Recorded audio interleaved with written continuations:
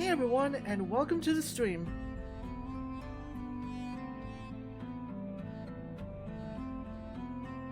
Alright, happy Sunday everyone. So we are playing Astatos today. I was thinking about what I want to do today, and I've been having this craving to continue a visual novel.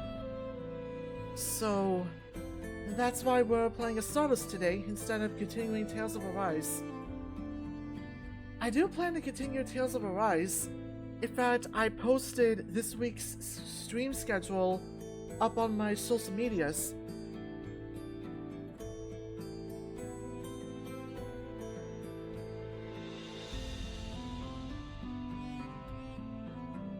I'm gonna try to commit to the schedule. That way, I give people a much bigger heads up on what I'm streaming and when I'm streaming it. And hopefully that'll help me build up an audience.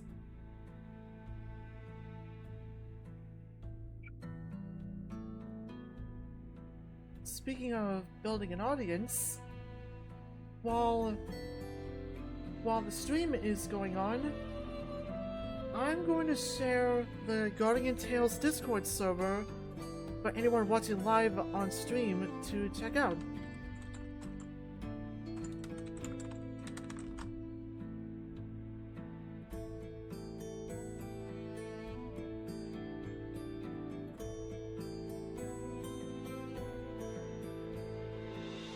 There, here's the link for anyone interested in checking out a comfy, cozy place for people to hang out, chat with people, play games, or write stories together.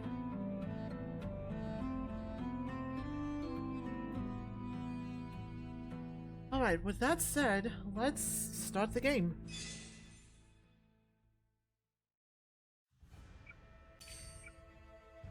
There was an update recently, and with it we got a new hero skin for Timaeus.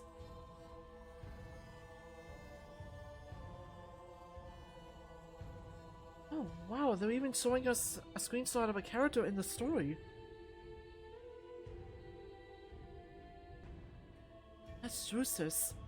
Oh, I really want to see him in the story. Here's a good look at Timaeus' artwork. That looks really good. And there's some bug fixes. So that's kind of like another reason why I want to get back on Astatos to check out the new stuff. Here's another new skin of Drusus. A new skin of Cerkles. Arcadian Bliss. Him as a farmer is really cute. I like that. Here's Lysander. Oh, and that's the story update we read the other day.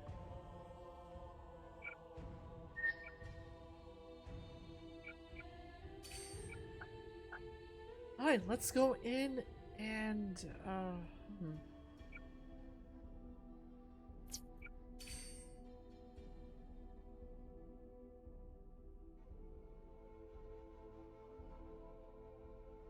Yeah, this is the file that we're on.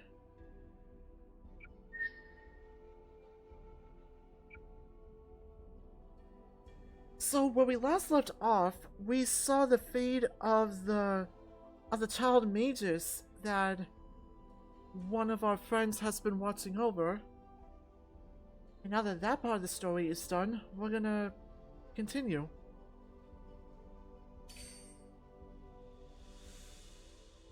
Trials begin again.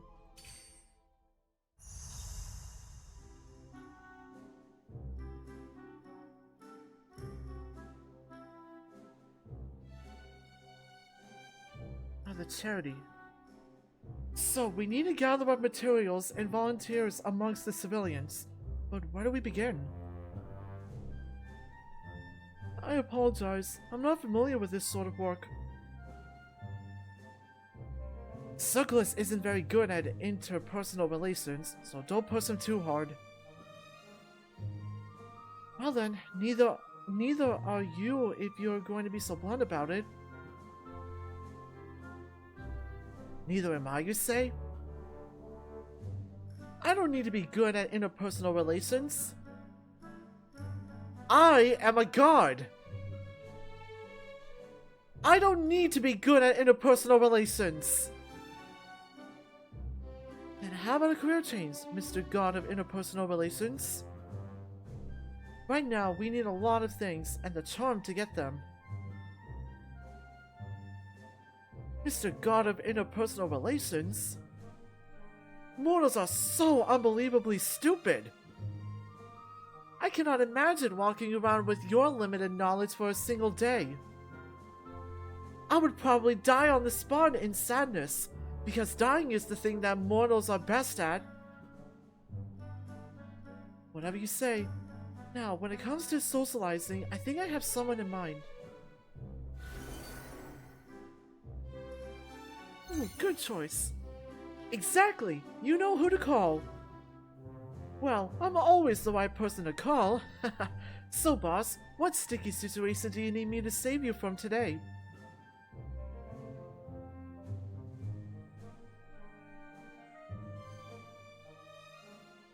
So you're looking for practical donations from the civilians, for free no less.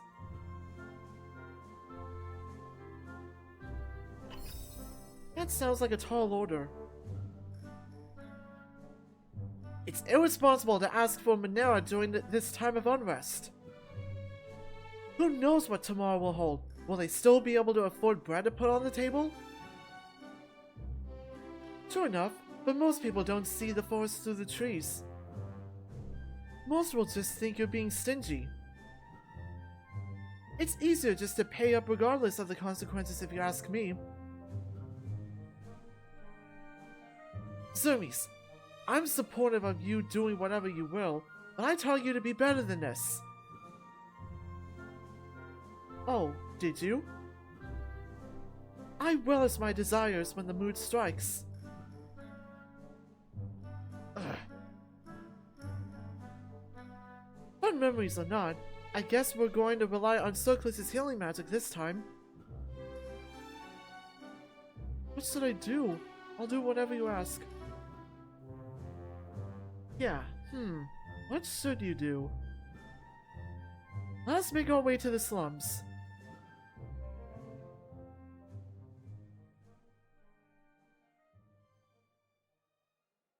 After walking through packed alleyways and busy marketplaces, the group arrived at the slums. While many refugees have already arrived in the Noble District, others are being held here mid-week relocation. I guess I forgot that we stopped in the middle of getting donations from the people. And with that, the slums have become more chaotic than ever before. Well, we're here. Where do we begin?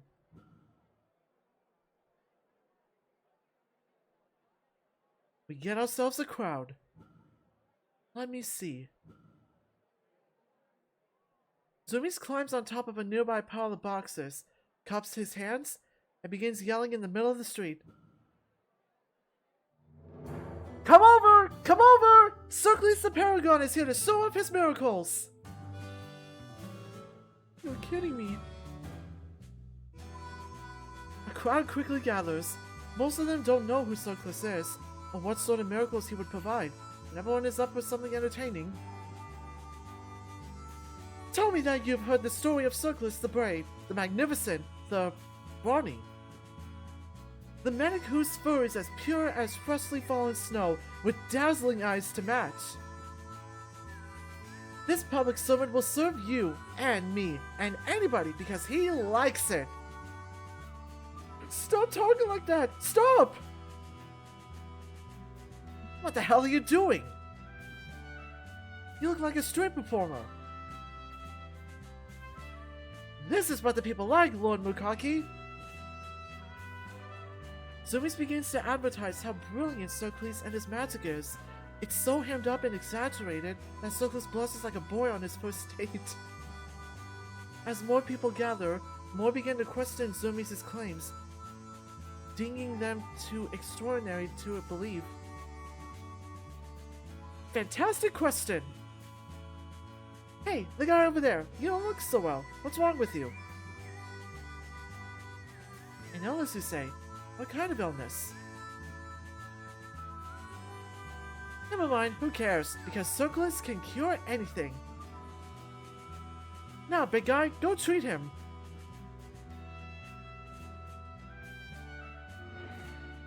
Embarrassed, Cerkles walks towards the civilian and performs a healing spell. Soon, the man looks less pale, more energetic, and he even begins to dance with enthusiasm. See? Don't believe us now? Feel free to call your family, your friends, bring all the ill or injured. Come one, come all, come quickly! We're here for 1 day and 1 day only! As Zoomies proclaims loud and clear, the crowd intensifies around Cerkles. But listen up! Our services are not free. We don't need your Monera, but we do need what you can spare. Clothes, leathers, containers, and whatever could provide useful in the field and hospital. Those who know how to make such wares will have priority access. You understand? Lucina holds up the big bear's arm and waves it around like it's a piece of meat. Because it is. Premium privileges to these magnificent powers on each and every one of your bodies!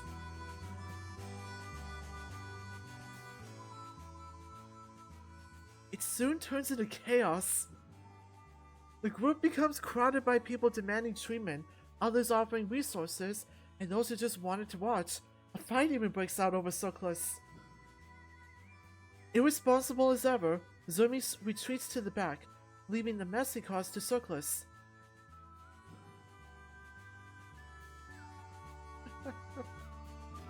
Alright boss, I gathered the crowd. Now it's your job to get what you need from these people.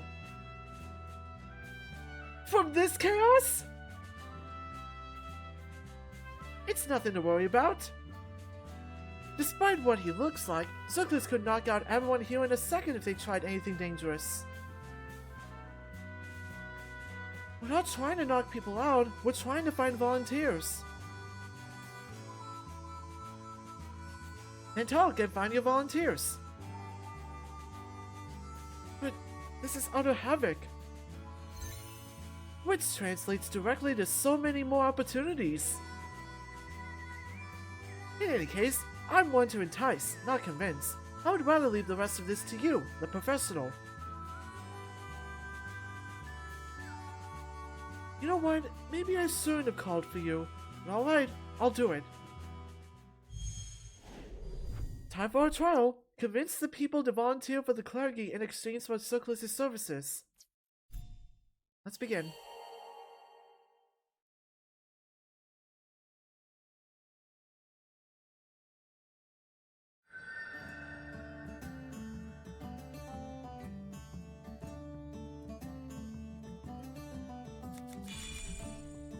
How in paradise am I meant to get help in this chaos?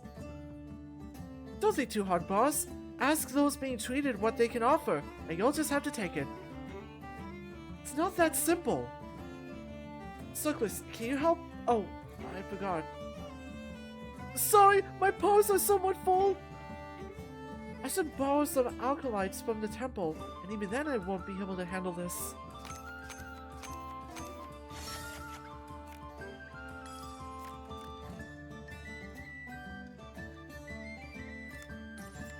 I have not played this in months, so hopefully I'll remember how to do this.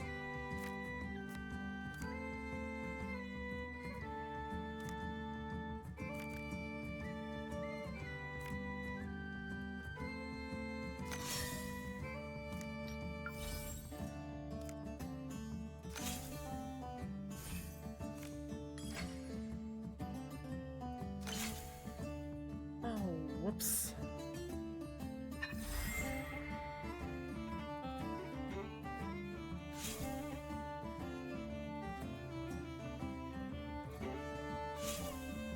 course Zoomies would use himself. Oh, the High Priest too.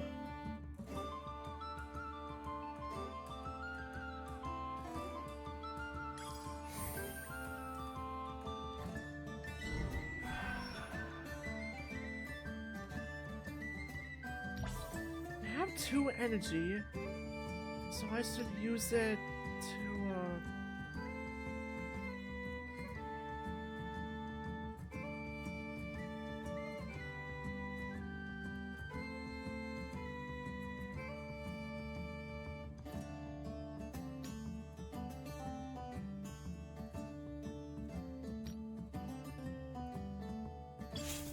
summon Crocos, and I'll have him attack. I did not mean to give him energy. Oops. Yes, sir? So you're a carpenter? Then please come over here. Your family sells tableware? That must be very helpful. A farmer, but your harvest has failed? Ah, well, you should go to the temple. I'm sure they'll look after you. Hey, Grandmate, how's it going? It seems many people require more help than they have resources to give. Really? I'm sure they can help in other ways. What are you getting at? That's for you to find out, Crabmate. It means that by helping them, you can buy both their hands and their hearts. Makaki, it's no fun to tell him straight away. I'd rather he knows what he's doing. Alright, my bad.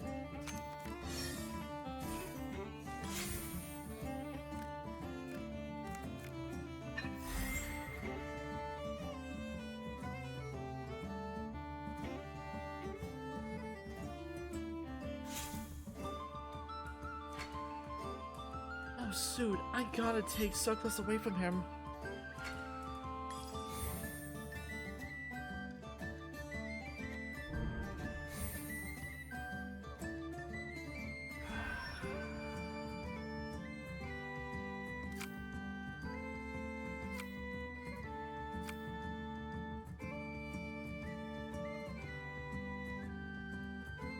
We're on cooldown, so I guess I have to skip my turn.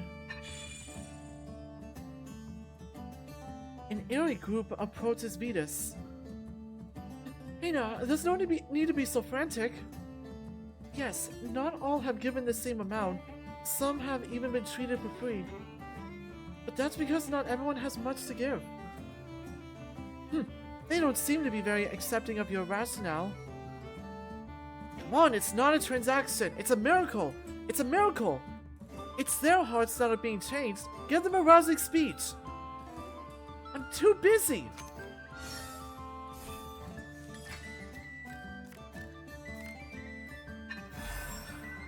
I'm really unlucky with the cards I'm drawing.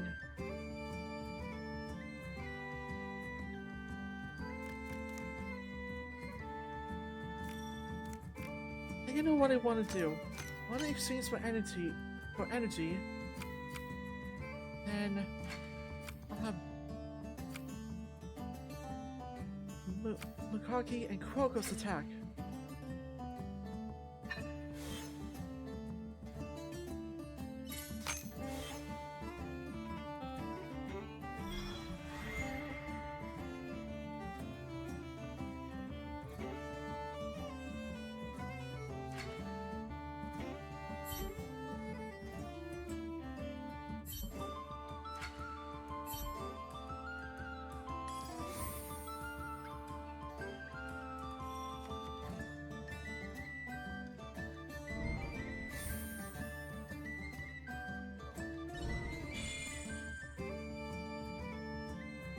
Hey, boss! Whenever you call me something new, I think something bad is going to happen. What's up? It seems someone scampered away without donating. Ah, it's such a busy time, too! I've got enough to deal with, Zoomies. Go handle it yourself. Gee, you look pretty cool giving orders. Keep it up, kitten. He called me a kitten. Zoomies ruffles Vetus' cheek, walking away quickly before Vetus can respond.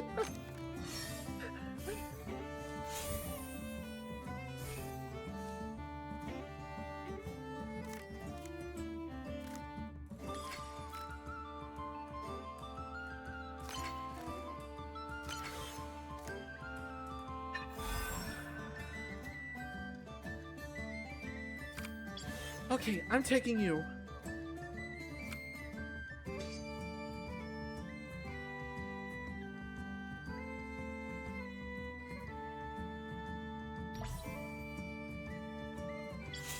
And I'm summoning Cerkles, so I can take some of Zumi's energy.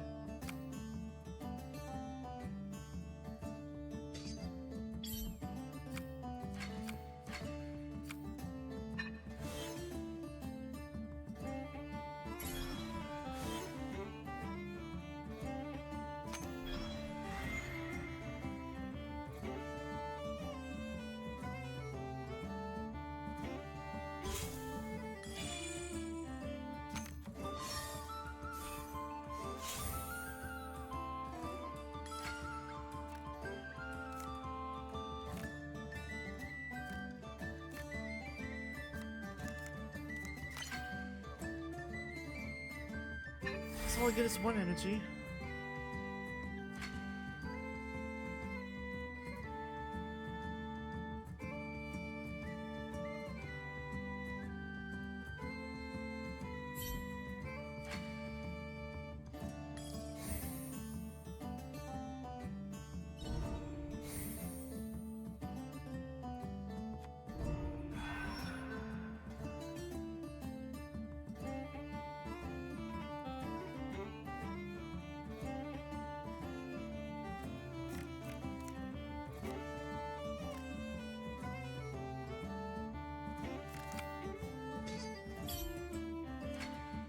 I'm gonna save my cards and just attack again.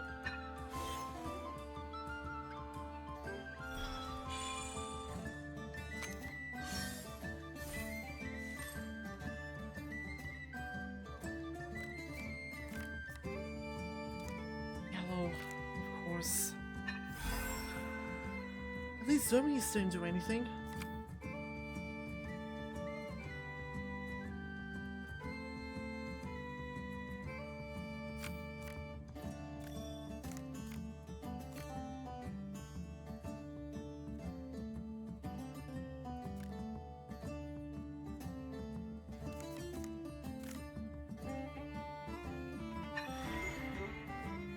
Never mind. I shouldn't play too aggressive right now. Yes?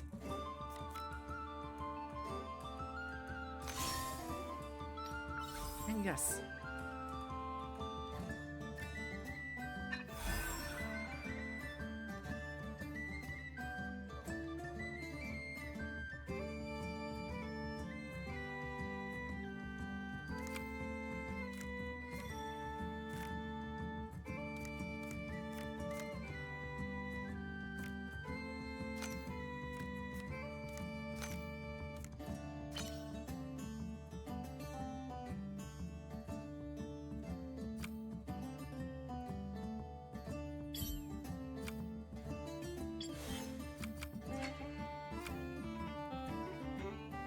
Let's get rid of that 1 point of energy you have.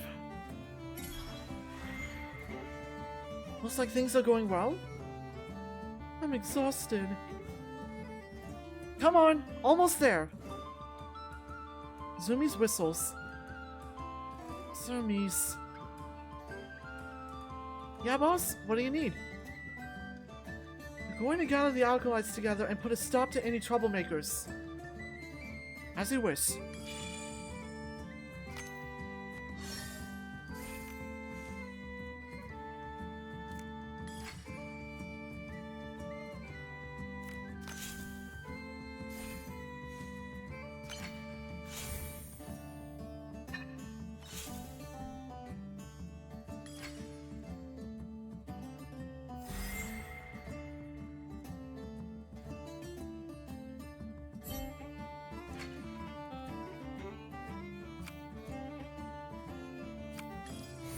That's fine. I'm gonna use my disparity. We haven't made very good progress. You need to think about more than supplies. What's more important is the talent to make them. Don't make me explain it for you. This isn't your specialty. Isn't this your specialty, mortal? Like Cerkles, I'm no miracle worker. Yeah, let's do a quick healing. Oh! Actually, I won this. Attack, Cerkles! Lukaki's side is victorious. We really turned things around. Still with the typos. Before Venus lies a surplus of supplies, alkalites, and volunteers ready for their instructions from the clergy. Before Venus lies a surplus of supplies, and yada yada. However, Cerkles has fallen to the ground, panting in a daze. I can't lift my legs anymore. Well, I'm more than happy to lift your heavy burdens. I don't even want to know what you're implying.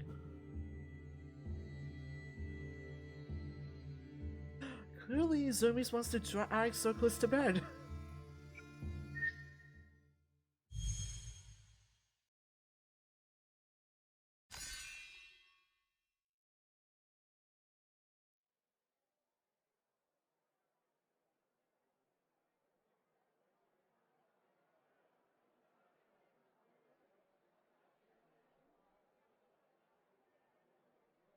By the time the sun was low in the sky, Cerkles had the look of a man who had been shaken one too many times, but everybody else was too absorbed in his work to notice.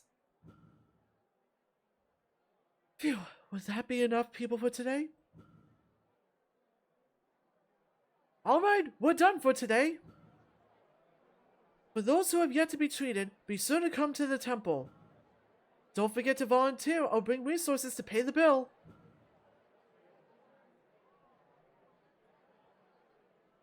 Zermes hurries the group away from the slums, leaving the ruckus he'd caused behind. Didn't expect today to be so intense. I hope Oasis is doing okay on his side. Don't worry about it. We will know soon enough, won't we? I guess you're right. My pleasure, boss.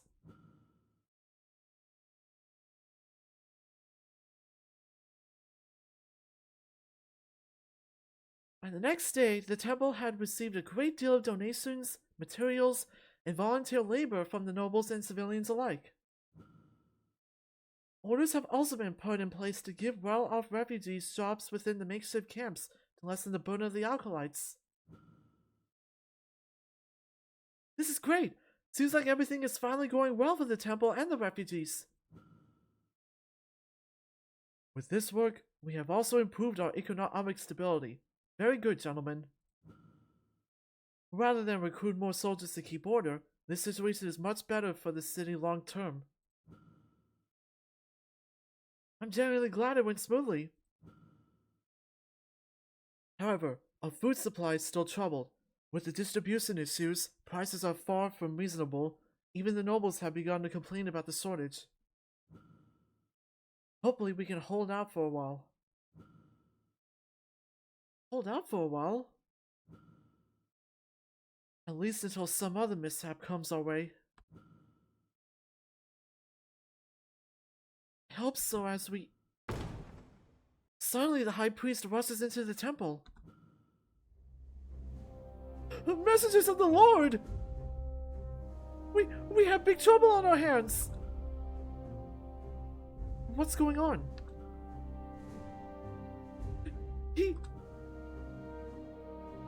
Calm down and breathe. The Paragon Cerkles has murdered someone! Oh, right, this part! I remember this part so well. Oh, man. Atraxia. Wait, what do you mean that Cerkles killed someone? Well, I didn't see it with my own eyes. But witnesses attest that Paragon Cerkles killed a patient sent to him earlier today. Do you think they were too far gone to save? I mean, even Cerkles can't bring the dead back to life. Actually, he can do that. Don't interrupt, it's not relevant. The truth is always relevant.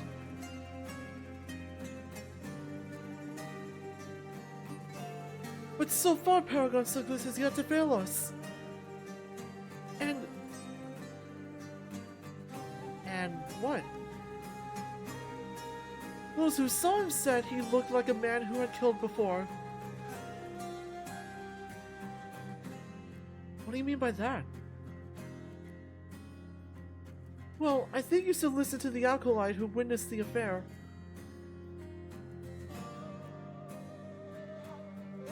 A moment passes.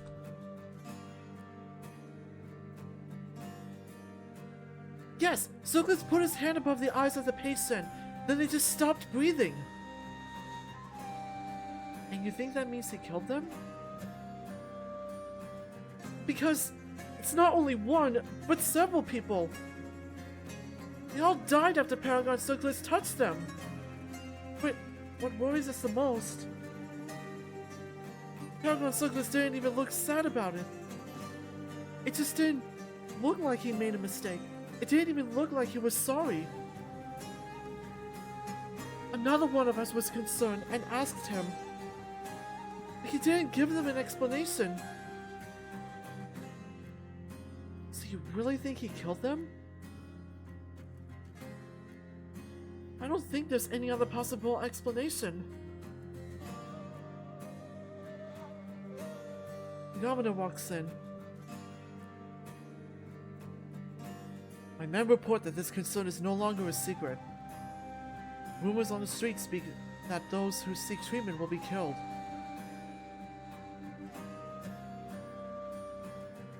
Damn! We're in trouble if this scares people away from seeking treatment at the temple. But why? Why would Cerkles kill someone? Hey now, do you really believe rumors so easily? 2 can make up a lie, but 3 is a different story. 3 is a different story? Have you not heard of this tale? There once was an old lady with 3 neighbors. Now's not a good time for stories. What? But that's a story from your clergy! Which makes it even less exciting. Either way, our recourse is clear. You should ask Cerkles himself if you have any doubts about his character. But he didn't answer that acolyte, did he? How can you be so sure about that? Perhaps the acolyte didn't ask him the right question. Never jump to conclusions when you have the chance to find out yourself. Exactly! Even if Cerkles didn't want to tell the acolyte, that doesn't mean he's reluctant to tell you. I see. Take heed and trust in your friends. Who else can trust him if even you two, the ones who summoned him, are not willing to do so? Very true.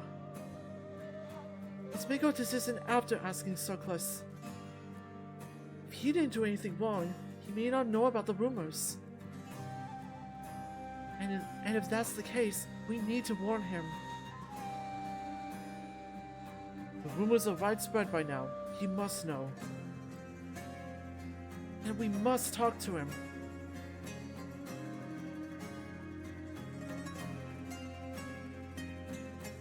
This isn't fair! I was trying to tell him that this entire time!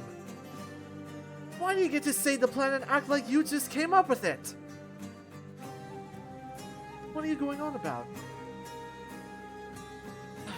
Mortals, you would do well to heed my ancient wisdom. To the point. You need to trust in your friends. How kind of you to repeat what I already said. Damn! How come it doesn't sound as cool when I say it?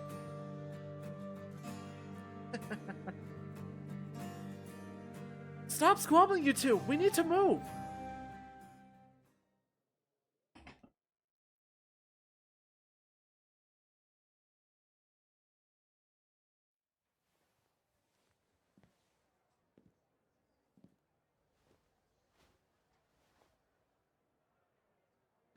I had to turn my heater on. It's getting pretty cold. Cerkles?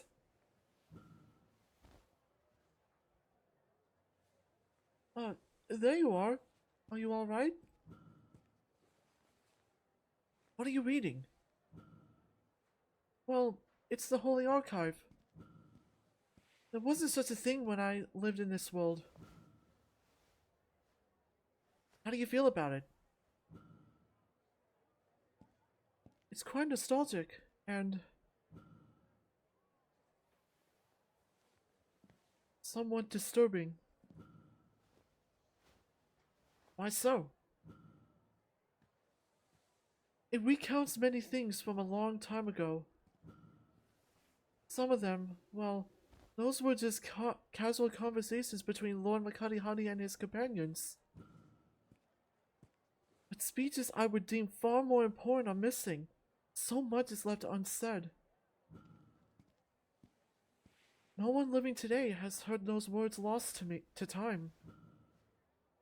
Perhaps there was a reason why the books was written in this way.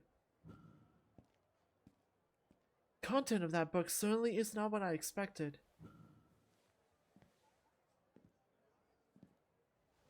Aren't you happy so many people believed in you and wanted your spirit to live on?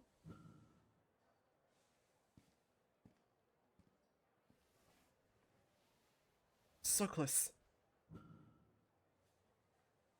You know me well. No need to ask me. I'm happy to see people believe in my words.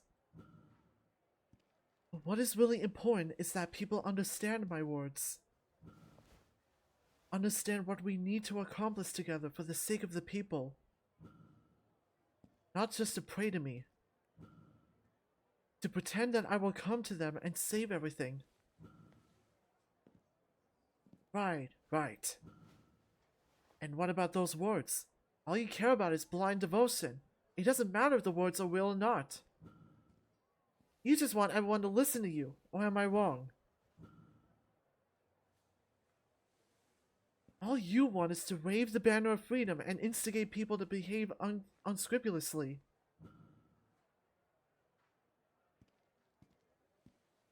That's enough, you two. Cerkles, we're here because of the rumors. Have you heard them? About me ending the lives of others? That's right. So... are they true? Of course they're true. What? How is that possible? Why did you do that? Are you going to tell us? What's the point in explaining why? I did kill people. Cerkles. They won't judge you. They won't hurt you. You can share your thoughts with them. It's okay. Cerkles walks into a nearby tent. Take a look at this patient. What do you see? What do I see? Well, it looks like he's out cold and struggling to breathe. Check the wound on his paw. That's from when he tried to protect his head in a fight. Also observe his torn pockets and the overall damage to his clothes. It's easy to see he was robbed. What does this have to do with healing him? I asked him what happened while he was still awake. His son was killed in battle. He has no relatives and nobody to take care of him. But he's still alive. You should heal him, right? Do you think he will find hope or comfort living in this world? What? He has no Monera. He has nobody taking care of him. How do you expect an old man like him to earn a living in the middle of this chaos? He asked me to end his life, to deliver him from his suffering. But why? Why can't we just give him money? And maybe find a job for him after the war? And do your lives have the time for that? For every person sharing his fate? For every person who lost their home? For everyone who lost their future? Well, but you'd better distinguish your romantic ideals from the reality of this world. Don't pretend to do good to make yourselves feel better when you can't take responsibility for what happens next. And that's the only reason he shouldn't be saved? Is there a reason to save him if he doesn't want to live? I can't see it. I mean, how is it different from us killing him if we just sit there and watch him die? That's exactly what I meant. I don't understand. So, Cerkles, the rumors really are true. True enough. There was another soldier with a severe injury. His son was killed in the same battle. He also told me he didn't want to live in this world anymore. So, Cerkles, did I do anything wrong? Surviving doesn't mean hope to everyone. And sometimes, death is the only mercy.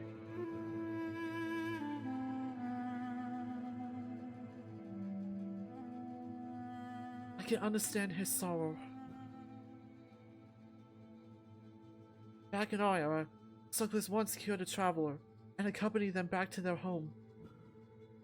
They found the entire family of the traveler had died in a horrible way. Then the traveler sliced open his own throat in front of Cerkles.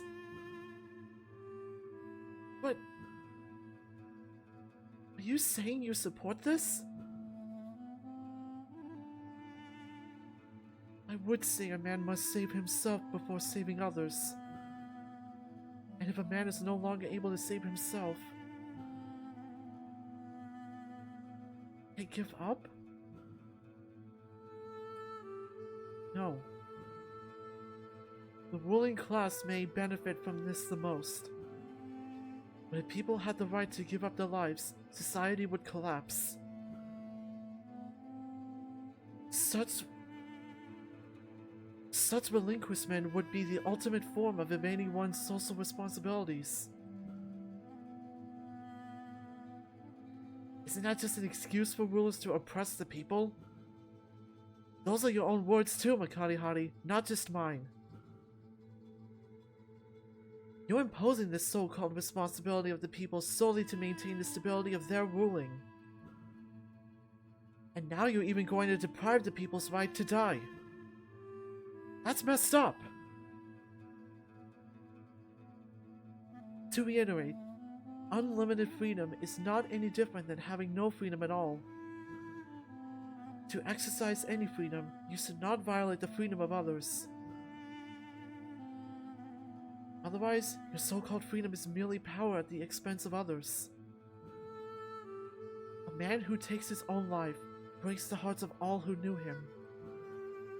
Do you think that freedom is fair? And so what? All of society is doomed just because a few lost their will to survive? See all these wars. See all these disasters. How many people have died? And then what? Did everyone else off themselves in grief? Man is only free after being born. Meaning you don't get to decide if you live in the first place. No man alive is born because of their own free will. And yet, you're going to tell them they can't decide to die either? Such free will is more than justifiable. It is the purest, the greatest freedom. So you're saying Cerkles' actions are justified? Well, that might not be entirely true. That patient may express their willingness to die, but they may be confused. They may be afraid. May think they'll spend the rest of their life in endless pain, but the real future may not be so bad. Even we can't predict the future. But such questions can never be answered. Not because the answers to those questions don't exist, but rather because the heart of man is too complex to understand.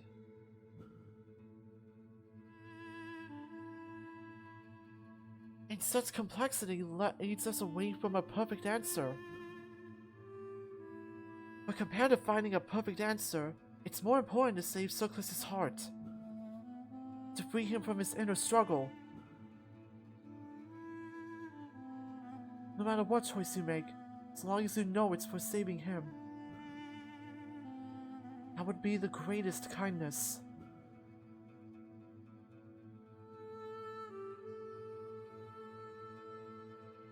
Please, wait a second. How come? Venus didn't even say anything. Like I said, I believe it only makes people suffer to force them to keep living a life without hope. Didn't I just suggest that this practice is a horrible idea? Yes. But I can't convince myself otherwise. Use your eyes. See these people suffering. See how painful it is to live in this world.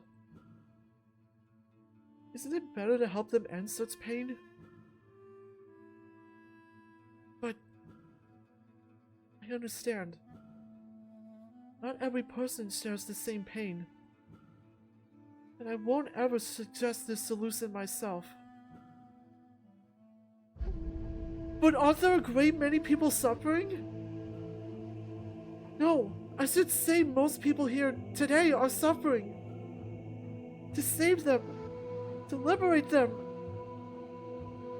Shouldn't we free them from any tragedy when they beg us to?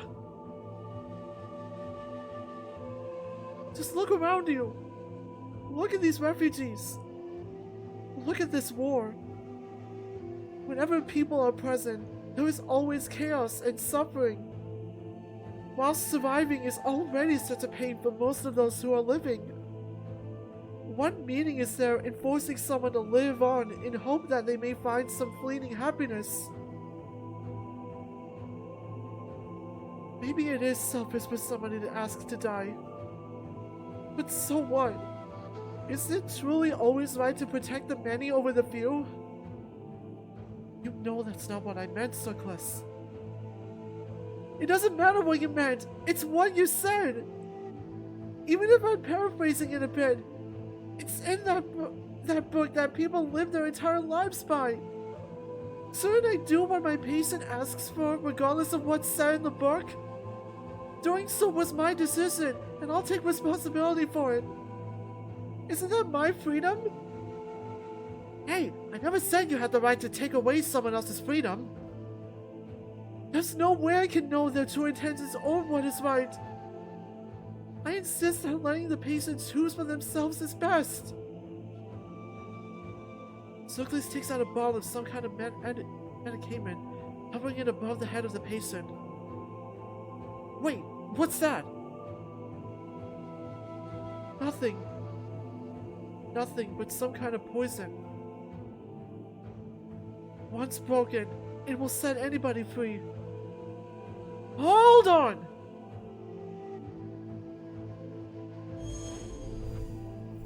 Convince Cerkles to hand over the poison.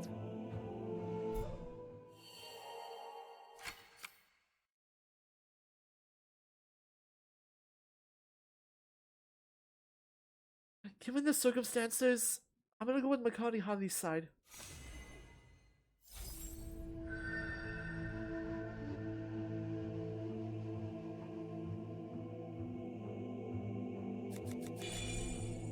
Wait! Cerkles! Put that down!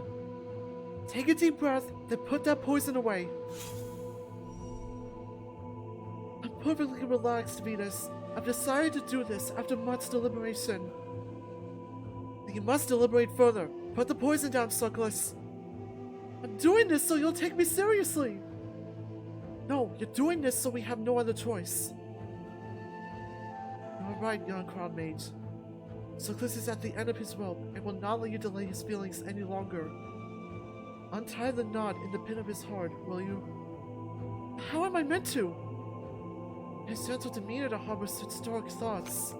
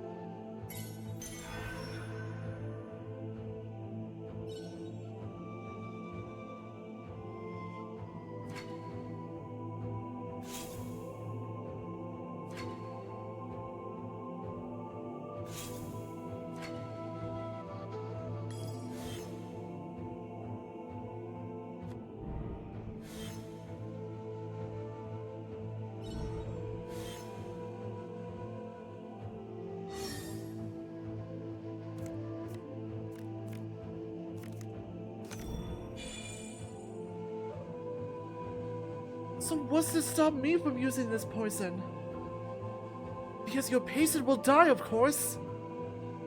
Must I say this again and again? And what if their life is more painful? Am I healing them or condemning them? As long as you're alive, there's a chance for happiness. A chance for suffering, you mean? No, guaranteed suffering. Even so, it is not your decision to make. If not I nor man himself, then who should decide? God? Yes, and I would decide not to.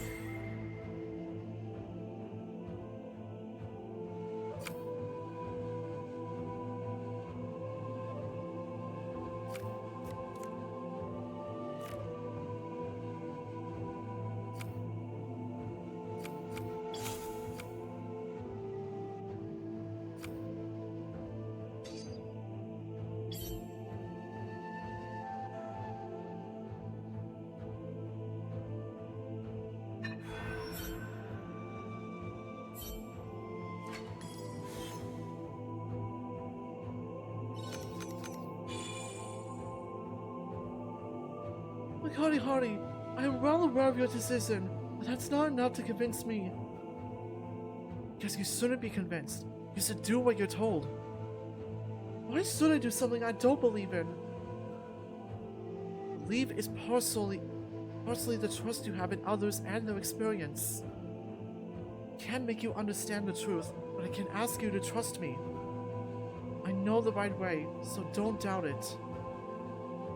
Even as your follower, how do I know that your path is the right one?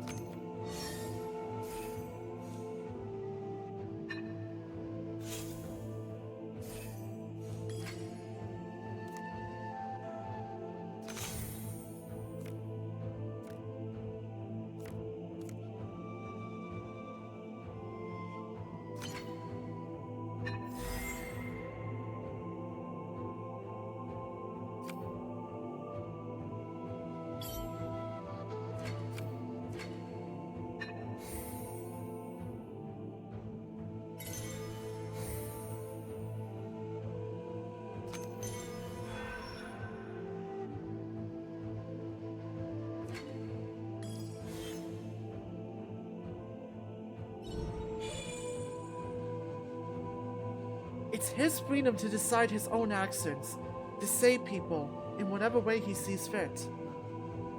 You know this story doesn't matter. It matters if he cannot accept his own actions. And how will you change that?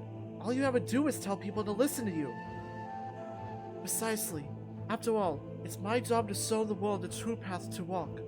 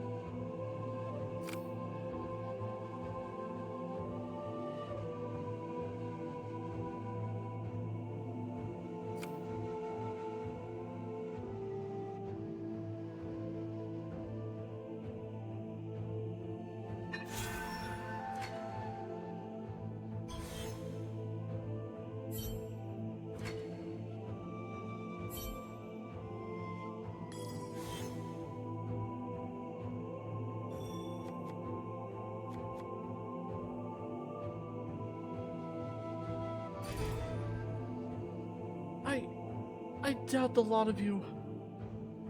Do better! Don't just bury his feelings with your idealistic promises. He must think for himself. You're wrong. I didn't make any promises. All I ask is for Cerkles to believe in me. That's not an answer!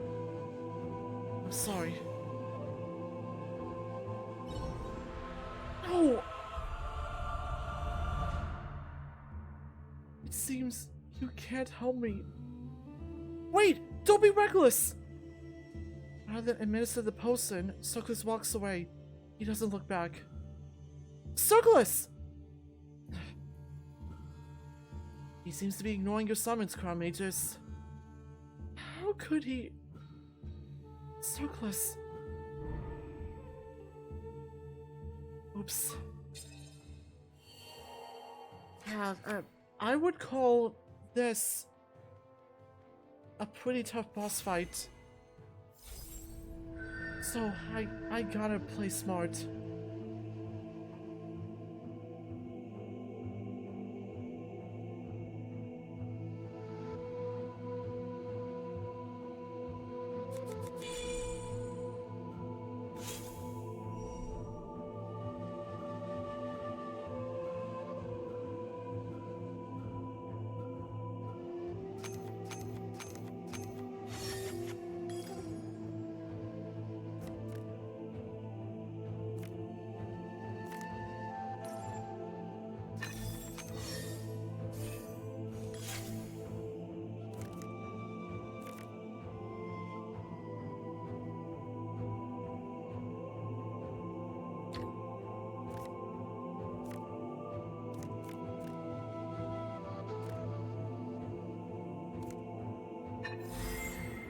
I did not get a good hand.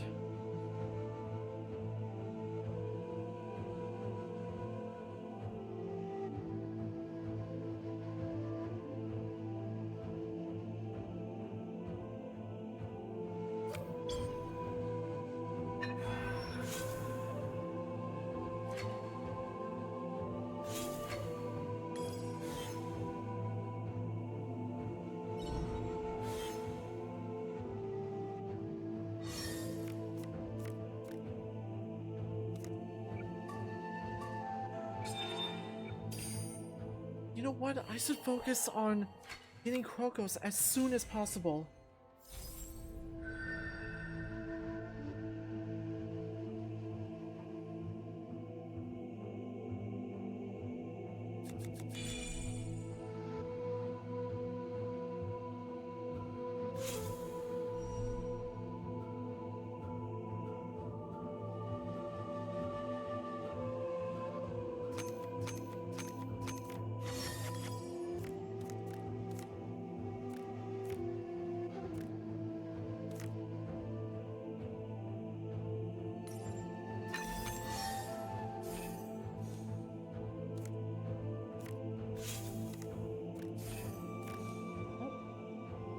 Red, okay.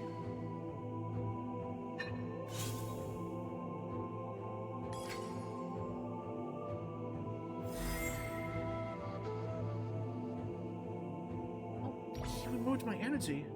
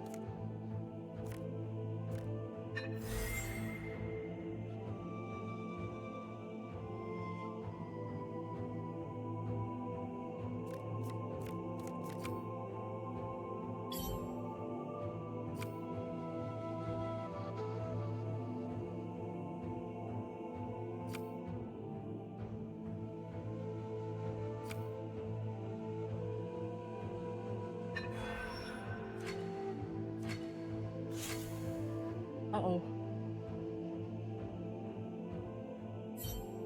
Wait, actually, go ahead and do that. I'll just use Makari-Hari's ability to gain energy.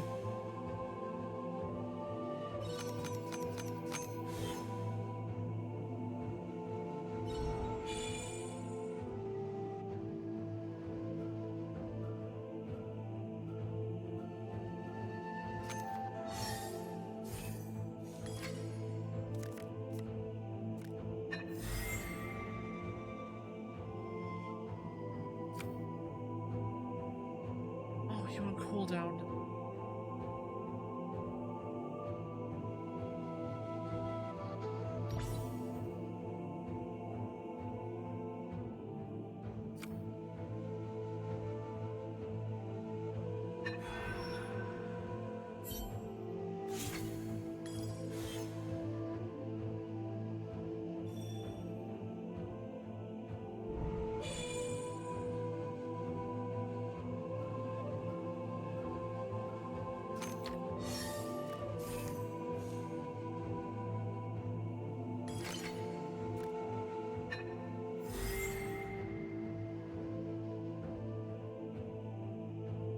Okay.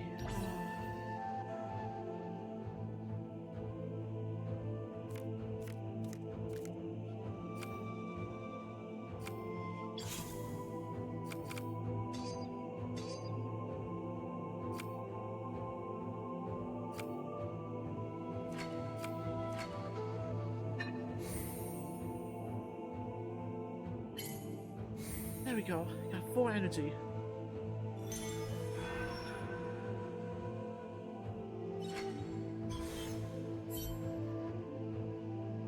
Oh.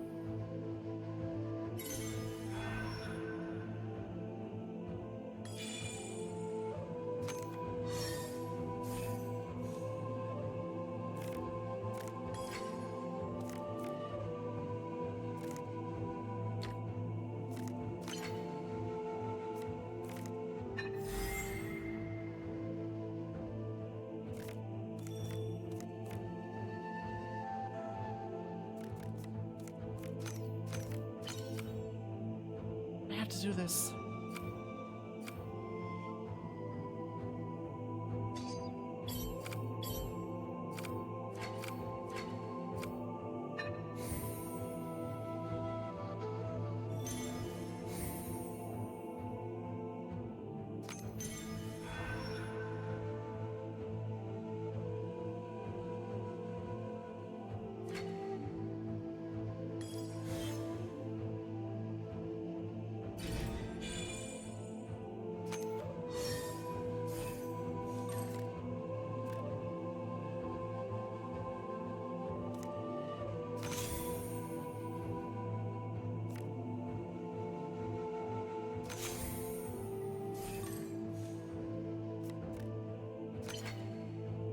Oh good, that saved me.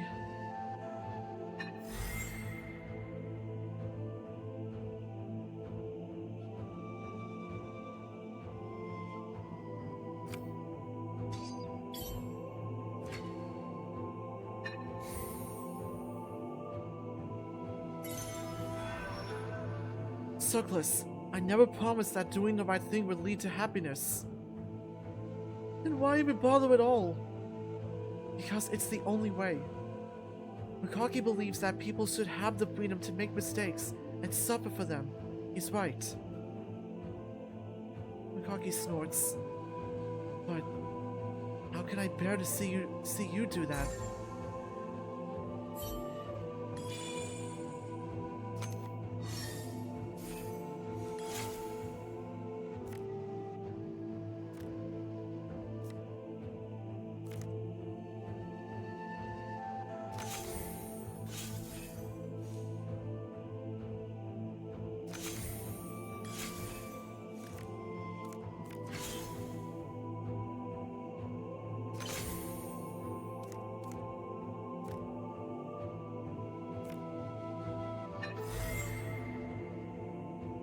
It's my turn. Oh, good! Thanks to Cerkles, I can beat him. There. Makari-Hari's side is victorious. So, you have nothing to convince me that this is the right thing to do? It's the right thing to do, but you have to trust me on your own. You're asking me to trust you blindly? Yes. Please, trust me. Because I love you all so much. I think I understand. Ah, that sounds just like... Makari, shut up. Okay. Yeah. We won, so zip the lip.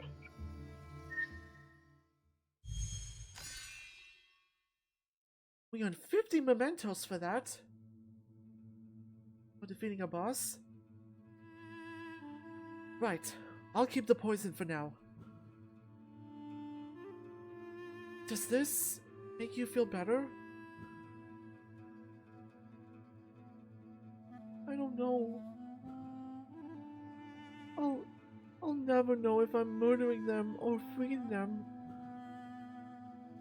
I want to respect their wishes. I want to learn to be consistent about that, at the very least. Consistent? What does he mean by that? I'm going back to take care of my patients. Wait! So what should we do with the poison? Ha! That's not poisonous at all! Where could Cerkles get real poison from? What? What do you mean by that? It means he still can't decide what to do, after all. Hey, don't just leave me with this!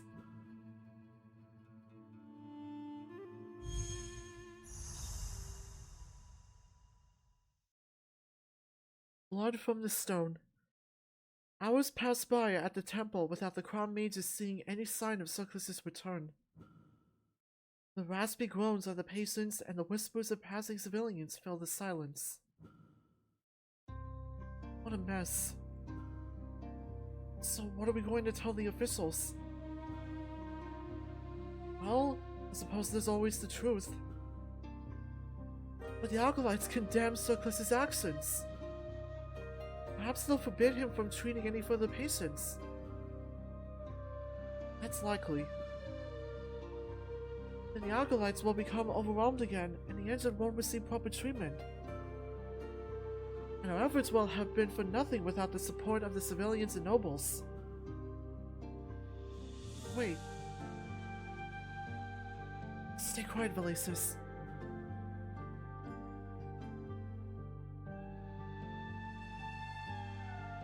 A wheezing sound preceded the approach of two figures. The crown mages were surprised to see not only the high priest, but the governor himself. Sulpicius! Good evening. The governor stares at both crown mages. So, were the rumors true or not? To be in bed with sickness is very different from being in bed by sickness. Is it true then? Is Cerkles the Paragon slaughtering the innocent?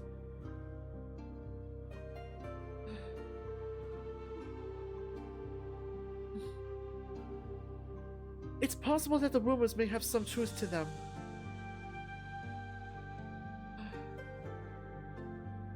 Indeed? Oh, Lord of Light! Well, the rumors only involve those who consented first. And only by his own hand. Still folly! Lord Makari-Hari would never approve of taking the life of any man, unless he were an enemy, and given a just death. Those who die in ignominy cannot find grace in the order in his universe. Well, that's the first time he hasn't misrepresented my doctrine. So, these were acts of mercy then? You could say that. But can acts of mercy stem from the state of disgrace? Cerkles would only wish to erase their suffering. That I can be certain of. Though perhaps even he wasn't sure of his own methods. As he shouldn't be. As stated in the Holy Archive, to be in doubt is to be deep in folly. His own doubt betrays him and his status as Paragon. Priest? Yes, my son. Take a good look around you. Tell me what you see. The man turns his head and twirls a bit. Why, a cloister full of devoted clerics and children of Makari-Hari. And what was your temple like before the presence of the Paragon, Cerkles? Well, a cloud casts shadows before the sun may shine again. A mild hiss emanates from the governor as the priest brushes the sweat off his forehead. News of Cerkles' miracles have inspired new apostles to seek knowledge through faith, perhaps. So, it sounds to me that Cerkles' presence has greatly bolstered the following of the temple. And with more followers comes greater donations. Am I wrong? The high priest tuts. Well, I never denied such a thing. Surely it wouldn't look good if the clergy itself prosecuted or condemned Lord Cerkles, would it? It would not look good for the clergy to stand idly by either. There would be an uproar if we supported such actions. And don't support it. Perhaps you could have Cerkles distance himself from service to your temple, but continue his work. I suggest you do not attempt to prosecute him. What does the law say in matters such as this, Sulpicius? There are no written laws for death by miracle. And if there were, there would have to be relatives to prosecute the accused. Very well. The clergy will wash itself from this scandal, and Lord Cerkles can carry on Makari-Hari's will as pilgrim. May he find salvation alone amongst the sands of time.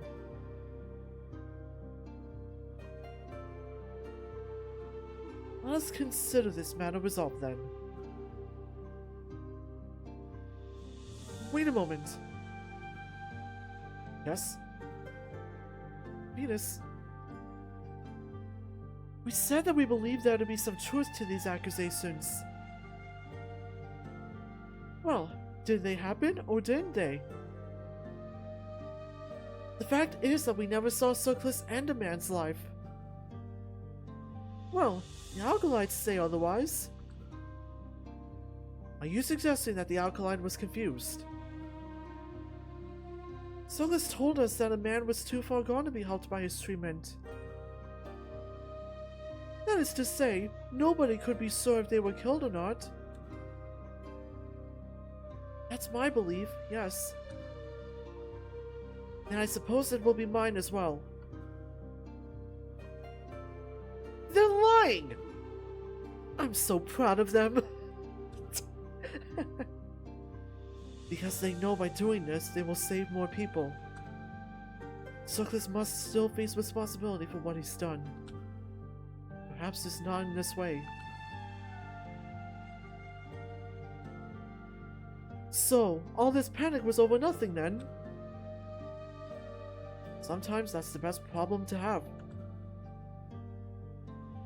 Holy Archive 1330.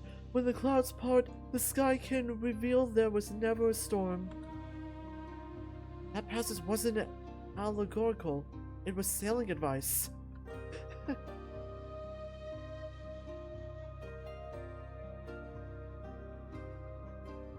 Vetus? Belasis? So we head to the bathhouse? Yes, please. I thought you wouldn't ask. I'd like to relax after this debacle. Venus appears to notice something large and a large and shadowy shift out of the corner of his eyes. Go on without me. I feel a bit dazed. I could use some time to catch my breath. Are you sure? Belasis gives Venus a suspicious look. Yeah. I'll meet you back at the manor tonight then. Perhaps another time, Venus. Until then.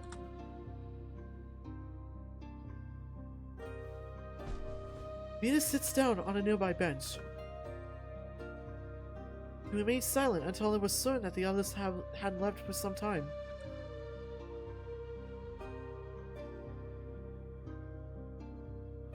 You can come out if you like.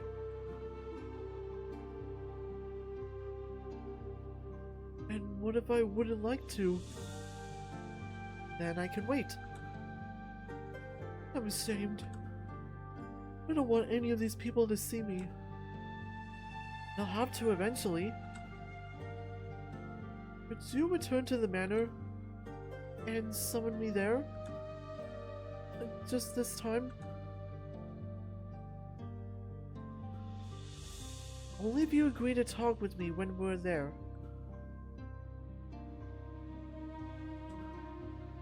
If I must.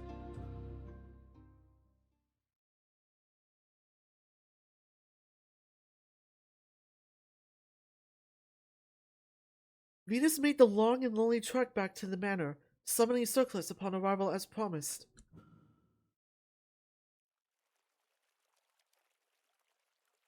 Here we are.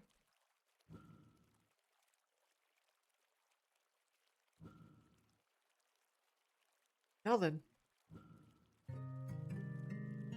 It's time to talk. First, I have to admit that there are many things I don't understand. I don't know much about the demiurges. Nor about magic. And definitely not about what you heroes really are and the mysteries of your past. I do know a thing or two about contradictions. I'm sorry. Please, don't apologize. If you really believed in what you were doing out there, you wouldn't be apologizing to me. You said that you wanted to stop those people from suffering.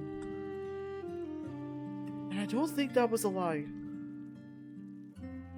Because it wasn't. But there was something dishonest about the way you were handling yourself. What are you hiding? What are you running away from, Cerkles?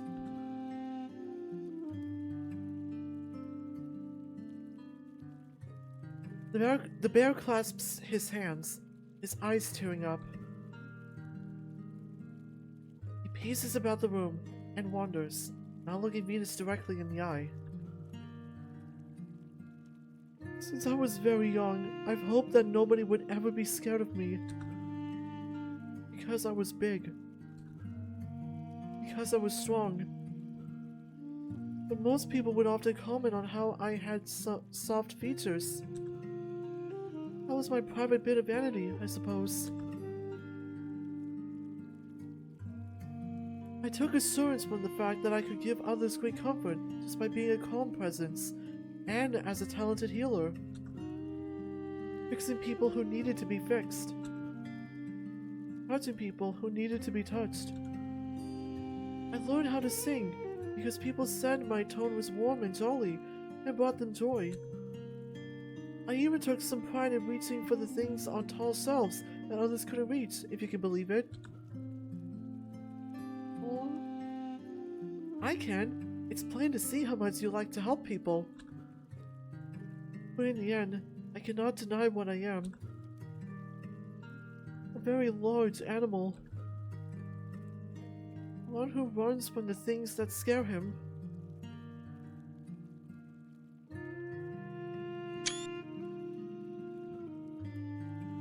And wants to destroy the things that bring him pain.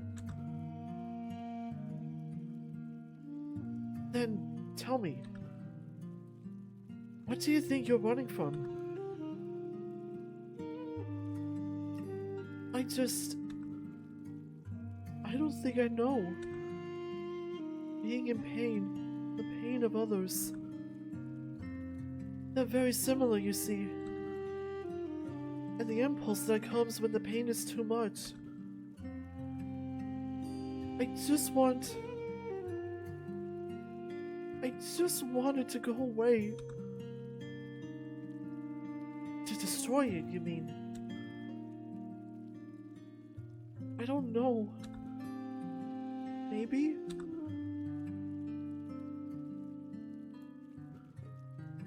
Yes. But I don't want that to be a part of me. Cerkles, I think it's clear that it is a part of you. But that would make me a monster. I don't want to be a monster. And I don't want others to think that I'm bad.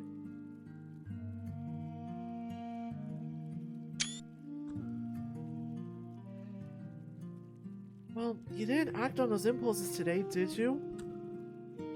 After all, that wasn't even a bottle of poison to begin with. No, I suppose not.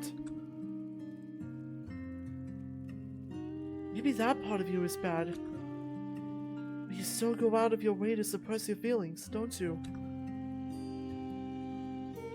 You stress over the burdens you take on, a double-edged kindness.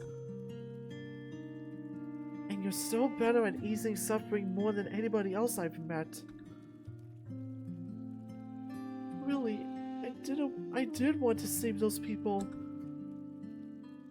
But you didn't do what they wanted for them. You did it for you.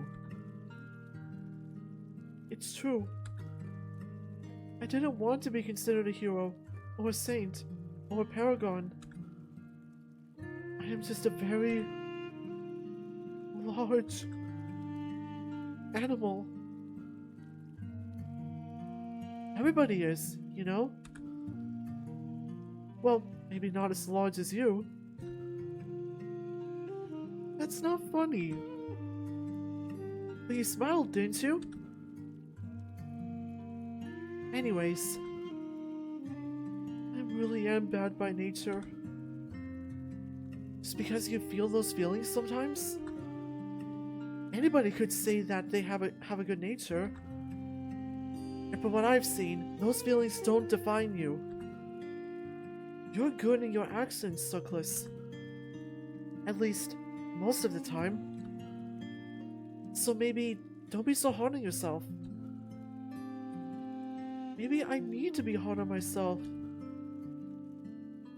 Maybe in the end, that's the only thing that can make me good. No. I think you realize just now that you have an impulse you don't like to feed. So why do you want to keep feeding it? I'm not trying to. Seems to me like you are. We already put a great deal of pressure on you. More pressure than most, I'd say. Power over life and death? Freedom from sickness? Those are extraordinary things that only you can do, Cerkles. They never used to be. People just forget. Your legend isn't about other people, Cerkles. It's about you. And do you really want to know what I think right now? Fine, tell me. That the only thing too much pressure does is boil over and feed your impulse to destroy. I think you could do with less pressure for a while.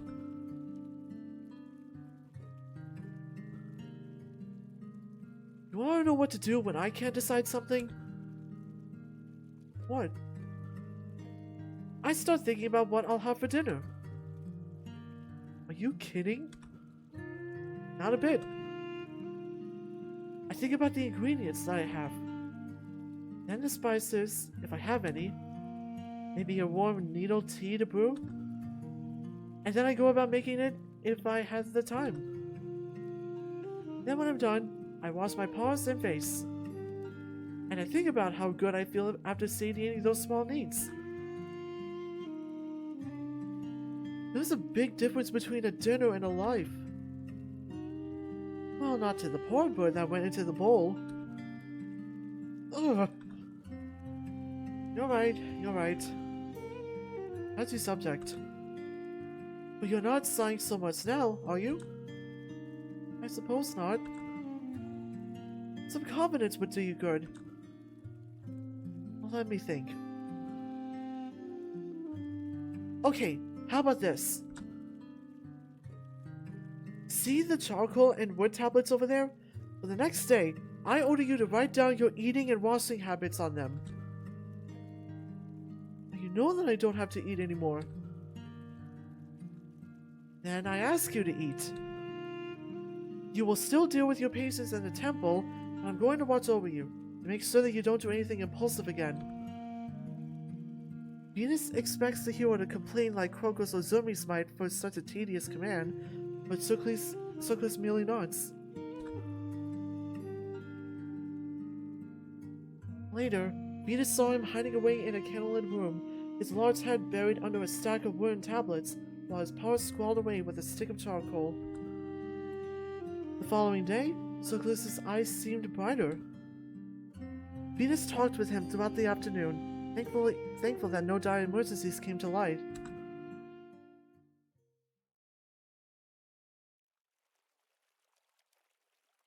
Sooner than Venus realized, the day had passed by in the bear's logs.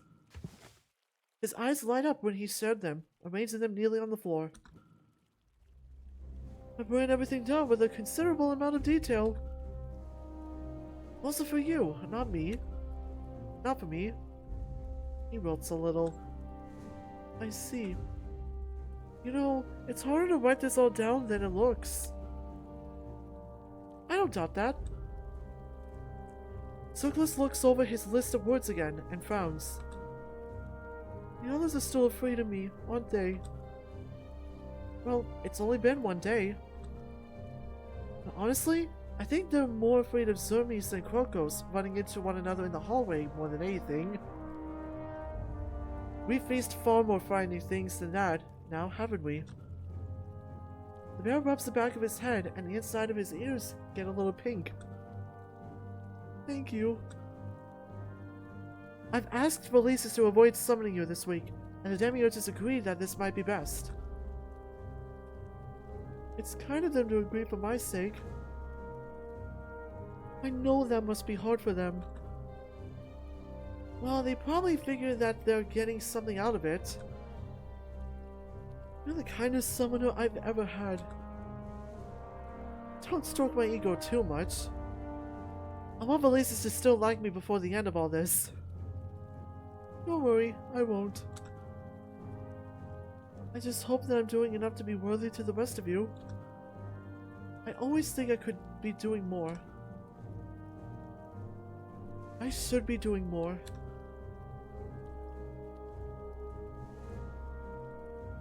Venus gives Cerkles a careful look. Just remember something. If you don't take care of yourself, then you can't take care of others. I know. I just have to make sure. Keep fighting that impulse. I'm trying. Think about all the little acts of care and small pleasures that you take in a day. Don't dwell on your troubles.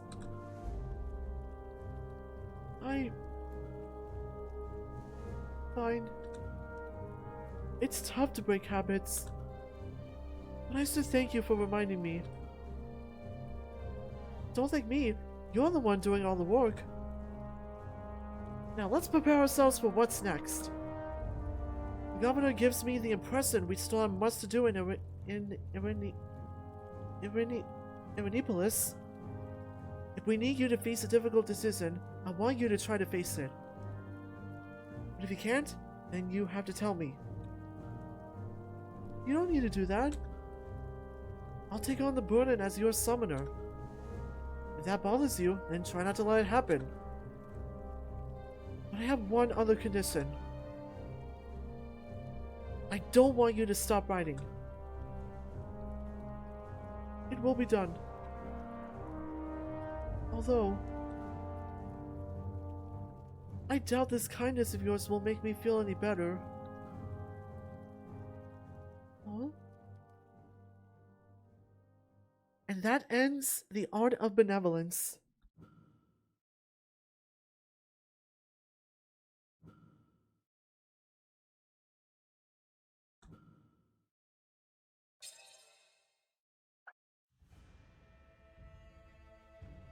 Gosh, that was such an intense chapter. I just had to keep quiet for most of it, so we could all savor that dramatic moment.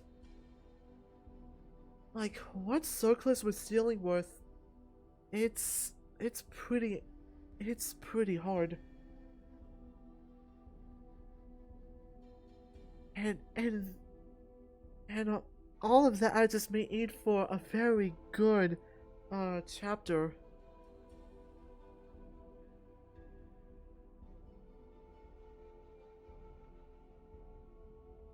Alright, with the Art of Benevolence done, we can move on to the next chapter, Pro Bono Publico.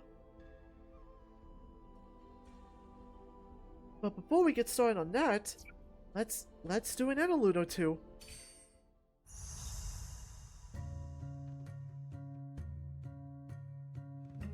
It's time to take a break and let the troubles of the outside world fade away.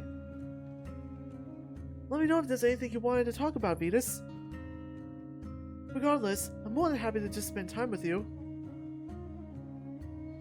Me too, buddy.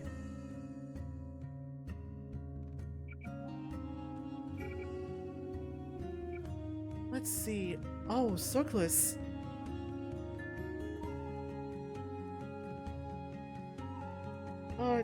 Yeah, I think it's only fitting that we have a chat with Cerkles after everything that's happened.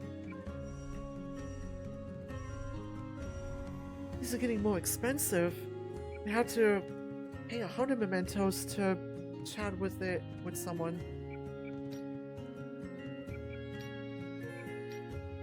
For some reason, the others are kind of cheaper.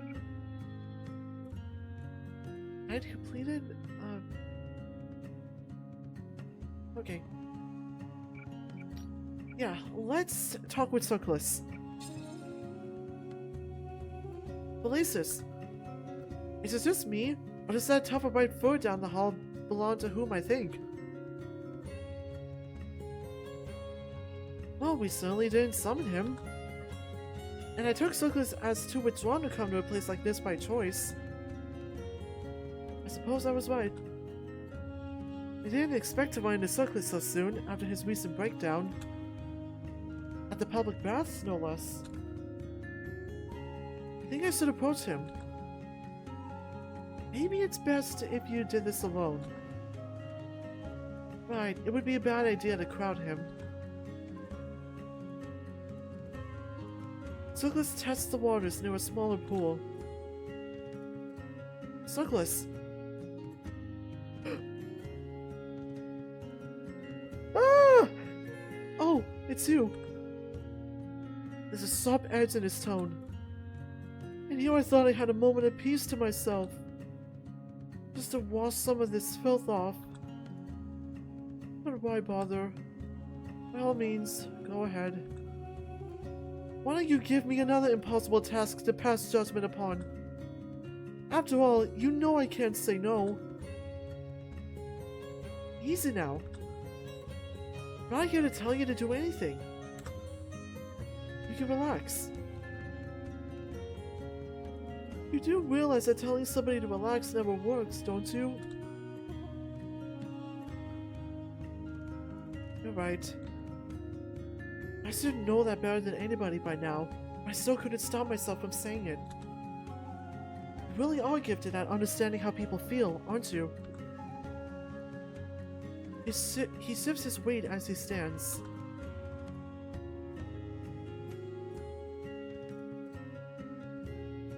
I wouldn't say it's a gift. When you have the power to heal somebody, or to take their life, it doesn't really matter how they feel. Perhaps a murderer asks to live because he's scared of what might happen to him after he dies. If I can save him, is it right to do so? Even if we might have a use for him? Even if he saves people later on in life? He still killed people, and there's no bringing those people back. This sounds oddly specific for a hypothetical. Well, it is. When I was still alive, I spent most of my nights thinking of hundreds of situations, trying to figure out what was best to do, having the abilities that I had. If it bothers you so much, why didn't you stop using magic altogether? Because inaction is still a choice. The problem was always having a choice. Sometimes I used to fantasize about accidentally disgracing Makari-Hari's name in such a pathetic way that he'd find a way to take my powers forever. But that never happened, so I spent each day a coward, and after a certain point, it felt like every day faded into the next.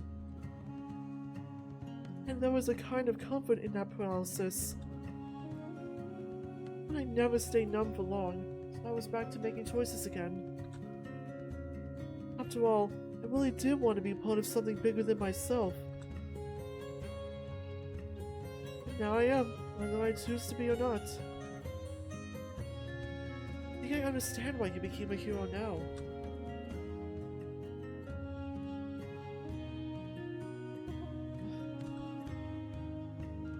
That being said, I'm still going to give you the right to choose when I give you orders.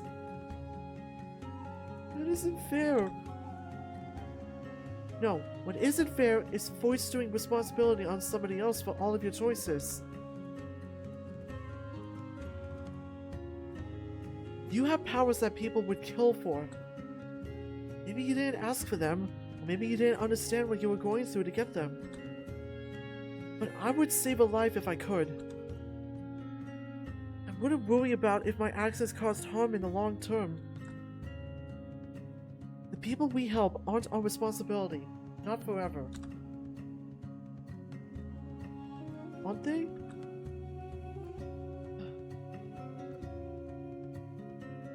It's no wonder you drove yourself mad.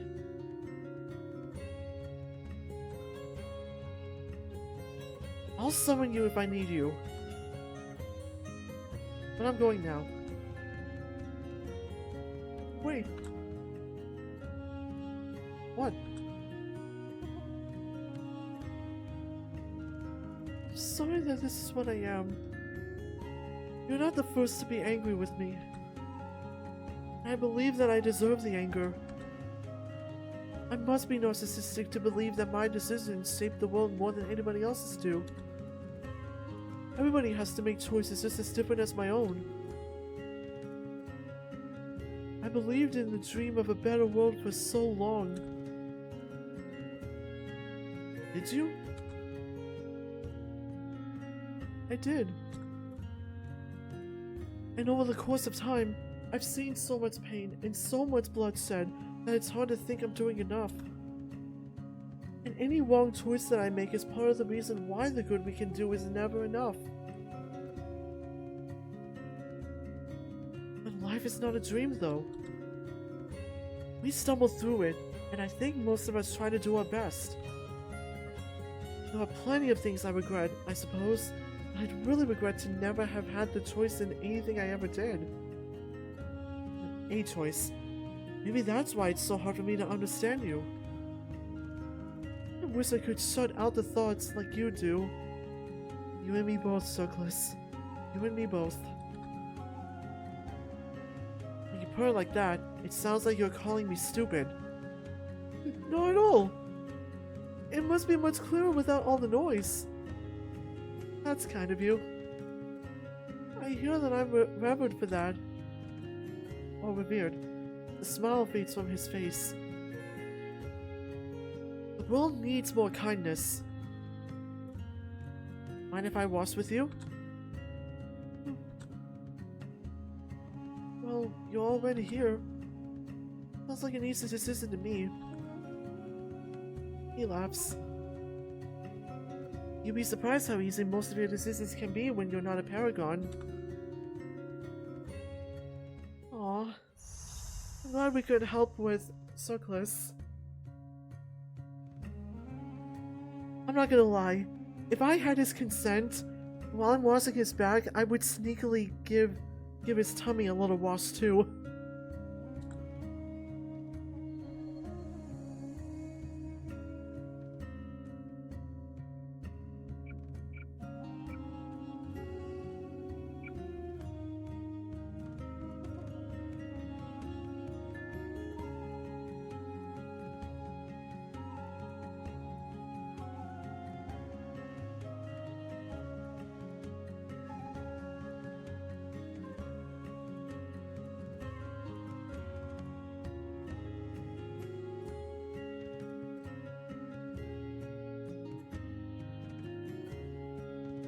Okay, since we can afford it, let's, talk with Makari-Hari.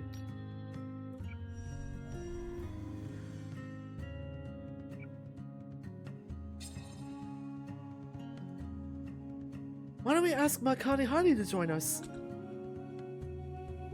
Because he's divine, Vetus. I don't think divine beings need to bathe. It's true, he does always smell immaculate. I wonder if he smells like flowers, like you would see in the Garden of Eden. Besides, if he wanted to join, he would already be here. Ask me for what? Oh, in the flesh. See? Oh! Well, I can never tell when they're here or not. I am always here. And there's a terrifying thought. It is wise to be cautious of the divine mortal. You can say caution is just another form of respect. Suppose that's one way of looking at it. For what reason have you called upon me? Do not keep me waiting, Crown Mages. Ah, well... Well, to be frank, it's embarrassing to admit how little I know about you. I wasn't exactly raised to be a devout follower of the clergy. That's probably for the best. Is it? Your ideas would be wrong and twisted. At least they would be based on what I have seen of my followers in this era. And why don't we talk about something a little more personal? We were curious about whether or not you join us in the bath. Why would you ask such a foolish question? Baths are delightful. One moment. Venus of Elysis expect the god to approach the changing room, but instead he begins removing his clothes in front of them. Wait, he's just going to strip right here? Relax, nobody can see him. I can see him! That's his towel? It's kind of distracting, honestly. Why is it so shiny?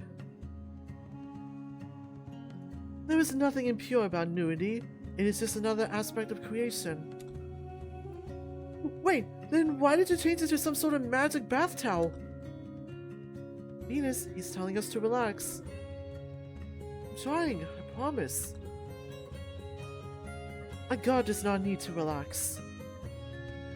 Relaxation is but a convention to distract you from the truth that your mental faculties degrade with time. Divinity is eternal. But if you remain curious, I fasten this towel as I will not enter the water in my ceremonial attire.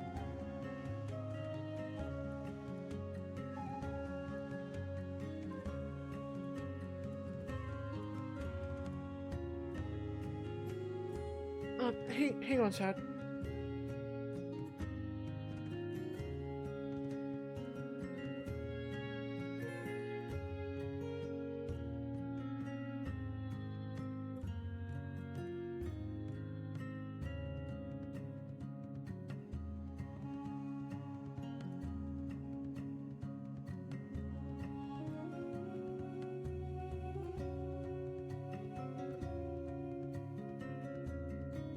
Okay, but if you remain curious, I fasten this towel as I would. Oh wait, I already read that. Now that would be deranged.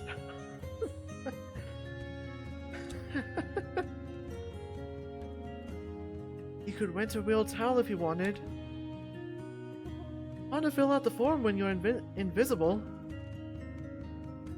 You two, sit beside me. I'd be happy to.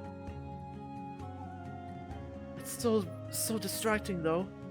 Now tell me, why do they put oranges in the water here? I can answer that. The oils from the citrus fruit diffuse from a high concentration in the oranges to a low concentration in the liquid solvent. I know the inner workings of this world, no need to patronize me. Tell me what mortals feel when they engage in such disorderly things. Oranges make the water smell nice. So what you mean is that mortals stave off their own entropy with the sense of life. Even though the oranges appear to be disorderly, there is order within it. I gotta save that. This would make a good icon for social media.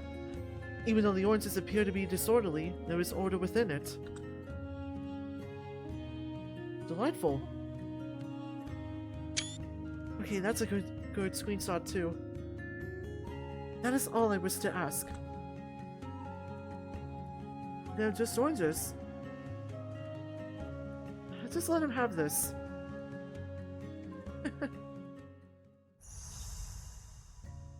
Okay, that was cute.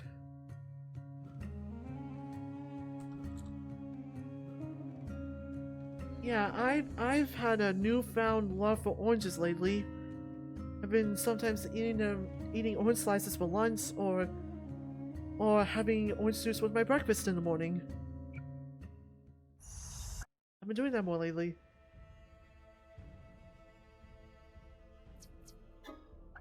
Okay, Chad, I really need a break so I can get my voice a rest for a few minutes. So we're going to take a break. I'm gonna I'm gonna get off for a few minutes. I'll play an ad, and I will see you in just a bit.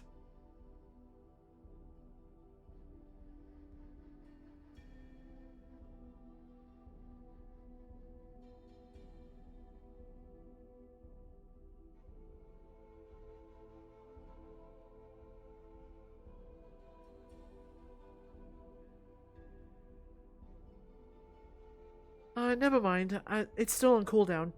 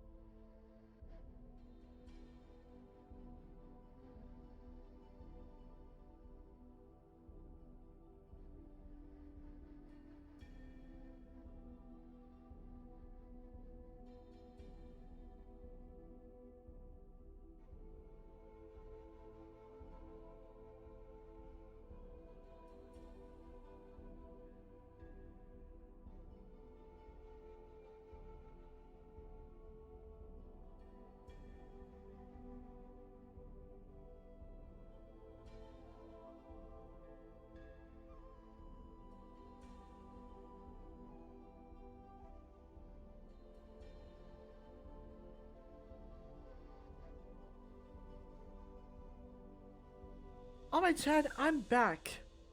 While I was taking a break, I actually ate an orange. And it tasted really good. And while I was out on my balcony getting some fresh air, I turned around and I saw my cat standing on the windowsill, just staring at me, waiting for me to come inside. And that was after I gave Daisy food.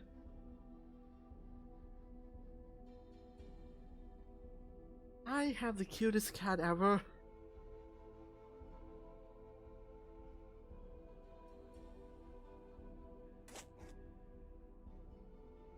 Alright, now that I'm feeling refreshed, we can continue with the story for a little more. Alright, time to start the next chapter. Pro Bono Publico, the Hyena Gang.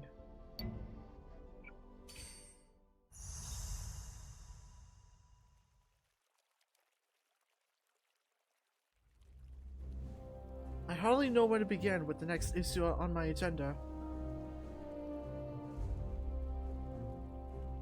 As you're all well aware, there have been an influx of refugees as of late. It helps to maintain law and order in the city, but the situation isn't going as well as expected. Ha!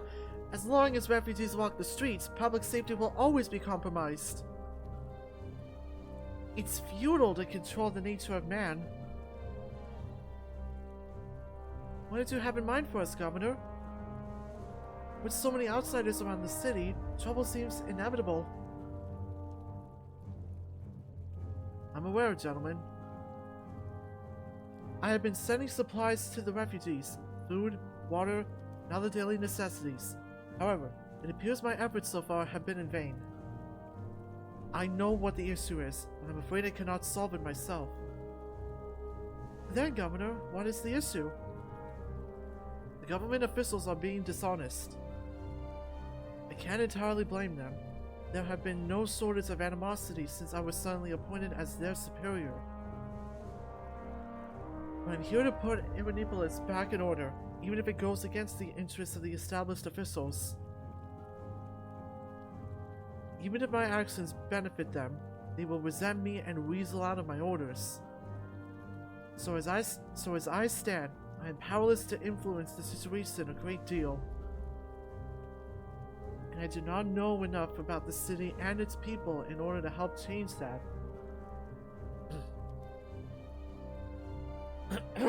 Excuse me? Ah, yes, the nature of mankind at its finest. Good thing I am no regular man, so you should heed my words. That's a lot to consider. So, no one is following your orders? On the surface, they listen, but they do it their own way. And if there's a problem, they won't tell me about it. Well, there should be a comma right there. It's been quite a challenge to get results. This is a textbook case of a lack of authority. After all, during times of war and chaos, it's difficult to establish the credibility of the government. I say just kick out those who don't respect you. Maintaining law and order is not that simple. Or perhaps it's designed to be needlessly complicated. Well, that's quite the ordeal you have on your hands. How do you want us to help? I suspect that the relief supplies are being misappropriated. What? No way! We are at war! How selfish can they be? People are starving on the streets right now. The nature of mankind is hardly surprising. So you want us to find out what's happening to the supplies? I would be grateful. They are ensuring the paper trail is clean, telling me the supplies were properly distributed. One visit to the refugee camp will tell you a different story. With the paperwork in order, I am without the proof I need, so I doubt the officials are taking the supplies directly. I theorize the supplies are being distributed to a third party, and the officials are getting a kickback. So it's an inside job then. Could be traders or gangs colluding with the government since before the war. How nefarious. It would be a struggle for a governor new to this city to uncover such ties. But how would we find out the truth? We're even newer to this city than the governor.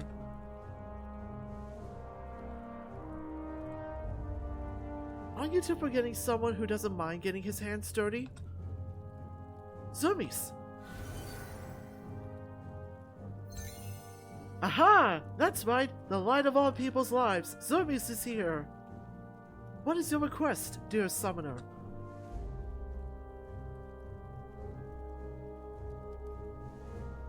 To uncover an underbelly of corruption and restore law and order to the city? That's quite an undertaking. Even if you find what you're searching for, don't expect things to suddenly change for the better. What do you mean? We find and punish those responsible and the issue is solved. I'm sure our governor friend can tell you more. He is right. The problem being, there is virtually no way to punish the existing officials. Truly? I would expect that to be well within your means as governor of this city. So what about your authority as their superior? And who would replace them in this time of war? There aren't nearly enough nobles in this city who have what it takes for governance. As a result, even those officials I would have already replaced still hold their positions. If I suddenly took them all into custody, the government would no longer function. Even if they were replaceable, the transition period for their work would be rather lengthy.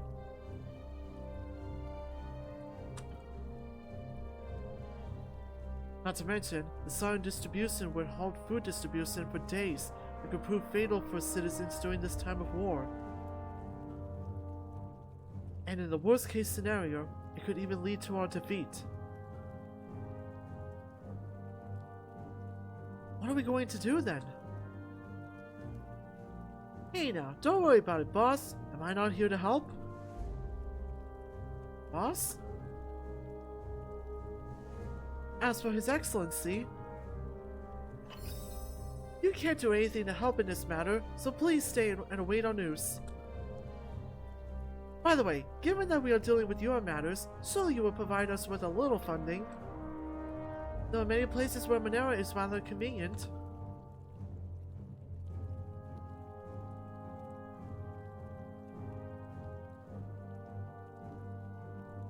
Fine. These are my only assets, so I'm counting on you.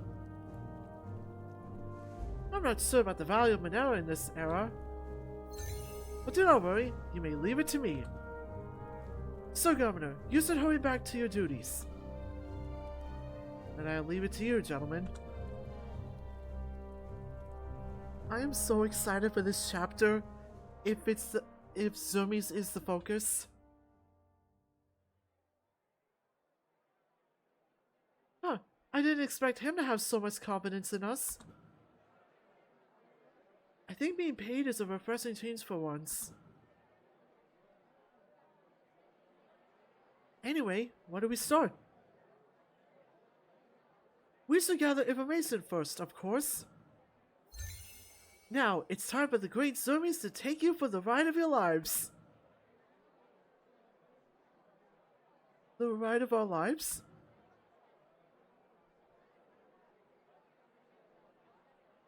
After being dragged to the tavern, Zomi steps up to the barkeeper, pouring a few sweet words into the man's ears. The barkeeper looks startled and tries to confirm Zomi's words several times before leaving. Zomi then walks across the tavern hall, knocking on each table to disrupt the other patrons. All eyes are on Zermes, though most of them want to punch him in the face. Then the cheetah begins to proclaim loudly. Hear, hear, good people! Today's meals and drinks are on me! It's terribly crowded already, but the more the merrier. Invite your friends if you want. Let's have a party, everyone! What the hell is he doing? He's going to blow through all the funds we got from the governor! This place isn't exactly cheap. Now, such necessary expenses are, well, necessary. Ah, I see. Swindle the governor of his money and then spend it all on drinks. That's Zermes for ya. The tavern roars with activity. The world may have you down and weary, but just for today, let's turn that around. Come on in, everybody, and have a good time. Now, let's gamble. Is this okay? This is, a little indulgence every now and then adds spice to life. Zermes appropriates the biggest table in the room, taking out his chalice and a pair of dice, then resting his feet up on the table like he owns the place. I would do that right now if my desk wasn't so crowded. A man sitting at the table even jumped up to make room for the cheetah and his commanding presence. As the food and drink flow, the cacophony of voices grows even louder. While some revel in the sun and festivities, others goad their friends to join in. The tavern is soon host to people from all walks of life, from men of noble standing to the refugees camping on the streets. As a high-class establishment in the noble district, the patrons seem to keep their composure despite the ruckus. Nobles, civilians, and refugees all getting along. What a little Monera could do is a sight to behold. Excuse me. A patron is trying their luck against Zermes, and after a few rounds, things begin to heat up. Hey, hold on. What's the fun of gambling if there's no Monera on the line? Alas, I already treated you all to a good meal and much to drink. I have no Monera to gamble.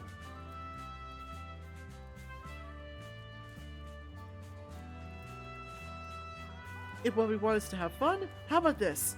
The loser has to take off a piece of clothing. Sound fair? Chad, remember there's an R18 tag in my stream for a reason. The crowd guffaw at the proposition, but surprisingly, no one raises any objections. In fact, a few even take him up on his offer.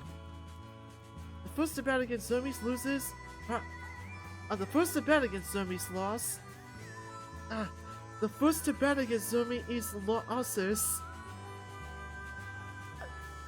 Man, I'm reading this badly. The first to bet against Zermes loses, proudly taking off his shirt and flinging it away. Zermes loudly announces the results to the room. There's nothing like a good show to stoke a fire within others. Zermes is once again in the center of attention. Mate, you'll be bare-arsed in no time if you bet against this many blokes. But sir, if all the good people want to see me undressed, they'll have to come and try. Is this really okay? Everyone deserves some time to relax. At least Monera isn't on the table. Just pay it no mind. So public indecency is okay, but betting money isn't? Sometimes you must turn a blind eye to your scruples. He's really using the Holy Chalice as a dice cup, huh? Should he really be using an ancient artifact like that? Why not? I'm not getting involved in this. As the games progress, a pattern begins to emerge. Zermes is unusually lucky, undefeated by all he's faced. Is it just me or does this cheetah keep on winning? There's no way he can be this lucky. Zoomies loses the occasional round, but his luck is just too good. But he has yet to truly win. His opponents stopping once they're down to their undergarments. They don't dare to take things further. Nobody's got him to take off more than his pauldron and a few belts. He's up to something.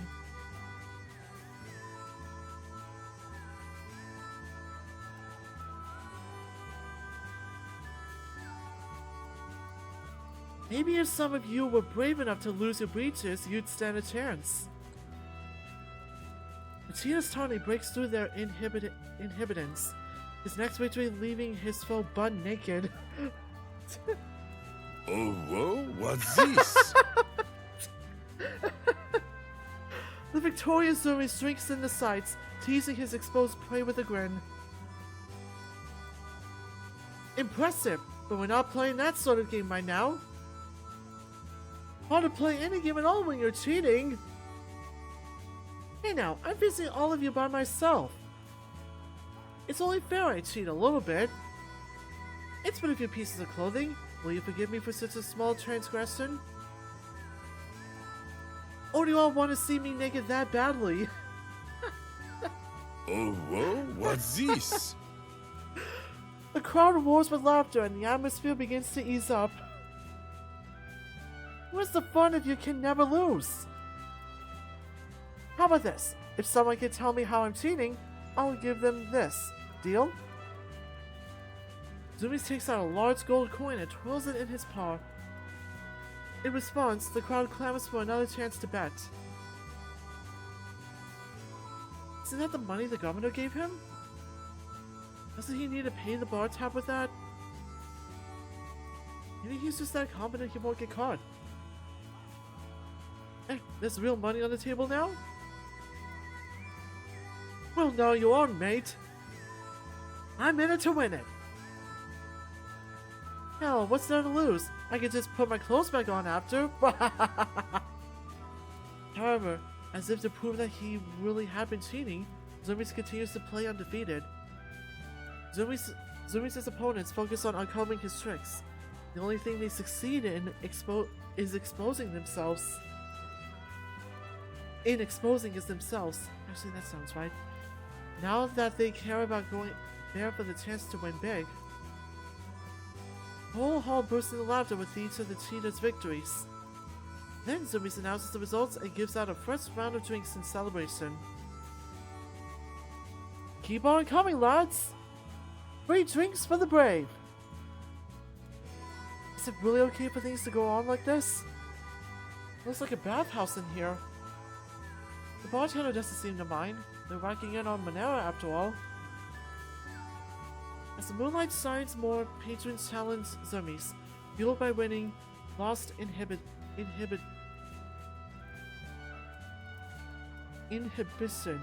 and a touch of desperation. Would it hurt the losers to put their clothes back on? Perhaps they're just getting into the spirit of the game? This can't go on forever. As the congruent releases his concerns, Zoomies' latest prey refuses to remove their clothes further. Are your paws shaking in anticipation, mate? Or do you need me to take those pants off for you? Oh, whoa, what's this? Take them off. Take them off. Take them off. Take them all. Take them all! His prey is beat red in the face and looking around fearfully, as if his defeat had sobered him. He whispers sickly to Zoomies. No need to be so embarrassed, my friend. I won't force your hand, but you still have to do something in return. But to ask you to pay up would spoil the fun of our little game here. Alright, tell me a story. It can be anything you wish. A story for everyone's enjoyment. What do a lot of you think? Zoomies projects his voice towards the crowd, rallying them behind his words. The crowd begins chanting in turn. The flustered man had no choice but accept Zoomies' somewhat generous offer. Story time! Story time! The man hums and haws before beginning to clumsily recount his story. Zoomies, not wanting to put on a bad performance, interjects timely questions and exaggerated reactions to bring the befuddled man's simple story to life. So you help return that soldier's stuff. That's very kind of you. And then what? You didn't say anything suggestive in passing? Pity. It was just a good opportunity. Okay. The next time you do a good deed and you're flustered, use that as an excuse to invite them to dinner, alright? Make sure you do it. Consider it the price for not having to take off your pants in public. Think you paid the price by telling the story just now? Let your mind become distracted and you'll forget what you were doing to begin with. That is, Zermis certainly has a knack for being distracting. Despite their best efforts and bare bottoms, no one is able to see through Zermis' methods. Now with the chance to offer a story on the table, the night's activities gradually turn into a group counseling session. So you're saying that they just kicked you out? Come on, that's so unfair! Tell me, who are they? I'll help you get them. Yeah, the Hyena Gang. So, the Spacey ripped up your depths. That's too kind of them. Well, if you want to join them, then join them. No time like the present, right? As the night wears on, Zoomies never loses a single game. It's only when Blaze starts to nod off in the corner that Zoomies calls their impromptu festivities to an end.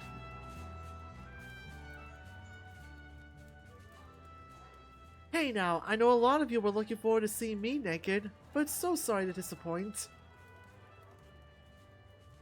Oh, whoa, what's this? Don't look at me like that. I can get bashful too. If you really want a better look, you can find me in private, you know? Well, good night, gentlemen. I had a great time today.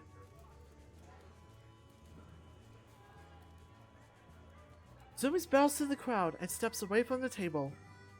He then approaches the disinterested crown mages hiding away in the corner. Did you really have to make such a scene? I'm certain there was a way to gather information on the refugees without spending the entire budget in one night. Ha! Why all the yapping when I got the job done? If you haven't noticed, we already accomplished 2 things tonight. We know the words from a few loose tongues, but we also made ourselves known.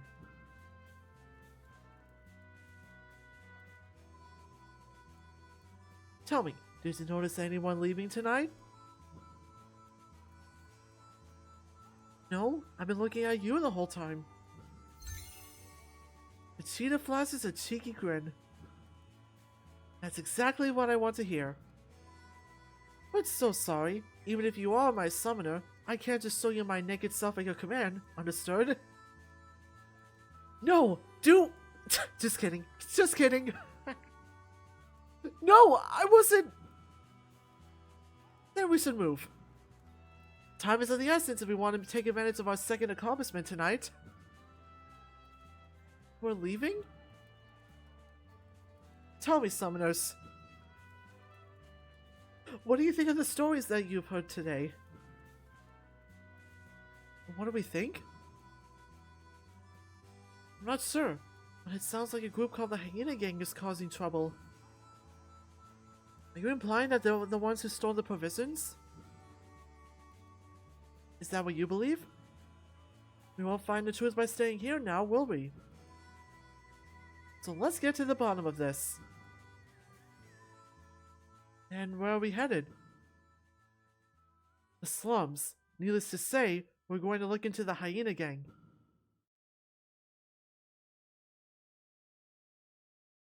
Time for the hunt.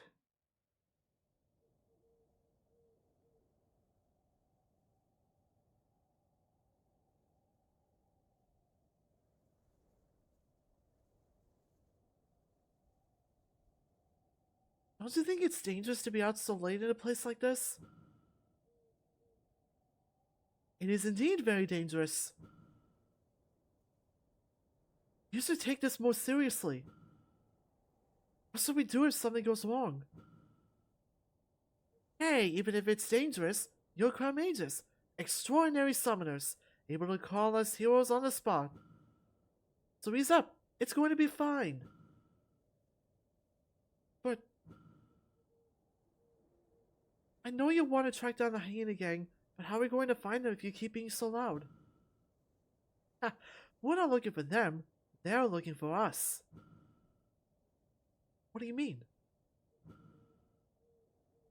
If they don't come to us, or if they can't find us, then they're probably not the people we're looking for. In that case, we'll have to find another way to solve our little mystery. So let's hope we get lucky. I still don't get it. So let's make like bait and fish around a little. With a cat as handsome as me, we can definitely reel someone in. Will you catch a cold instead? I'm more likely to catch a common thief. Oh, give me some credit.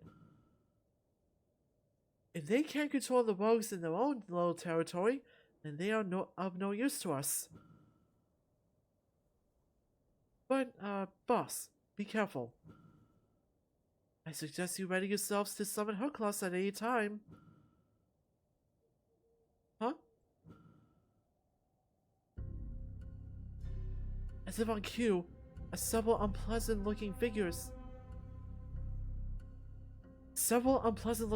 approach the group from behind. I'll summon him right now! No, not yet. Summoning a huge guy like Cerkles will just scare these hoons away. Our goal is to meet the so-called hyena gang. This is too reckless, Zoomies. Don't worry. No matter what happens, I'm here. More figures crowd the edges of the street, closing in as Zumi spoke. The crowd mages are on edge, but Zumi holds himself with graceful poise. More figures approach one out of the shadows. They seem to be the leaders. The 4 hyenas were of very different statures. One strong. Ooh. One tall. One broad. And one thin. Hard to believe that they're really brothers. I wouldn't believe they were if it wasn't for the name. What an unlikely bunch. You, over there. We heard that you were asking for information about us. How desperate are you? Ouch! Do I seem like the desperate sort of person to you? You're hurting my feelings. You've got a lot of nerve, kid. You dare talk to us like that? Looks like you need to be taught a lesson. You're the one who needs to be taught a lesson. Boss, give them a good beating. Huh? Huh? Boss, you mean me? Who else but you? Aren't you one of my summoners? Wait, why are we suddenly fighting? Aren't we here to get information? They haven't even told us anything. You should at least wait for their leader to say something. You don't give miscreants like this a beating, they won't listen to what you have to say in the first place. Alright, boss, it's up to you to do the beating. Summon Cerkles. Seems like Zoomies has left me with no other choice. Because Zoomies opened his big mouth, the gathering of figures closed in further. Wouldn't it be Cerkles doing the beating, not Vetus? Who cares? It's time to put them in their place.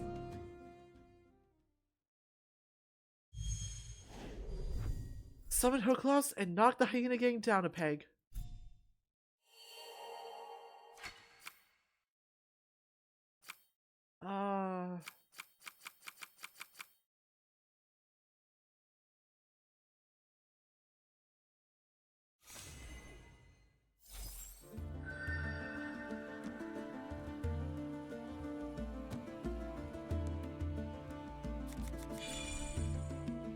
Cerkles! We need your help here! Mate, I hear your call. What's going on here? Zoomies! Now, don't look at me. It's the summoners you need to protect. And it was your strategy to put them in harm's way. My strategy is to get the information we need. Such a small tussle has an even smaller price to pay. What if something happens to our summoners? No worries, I trust you. Hey, where did the big guy come from? It doesn't matter. Get him! Gah!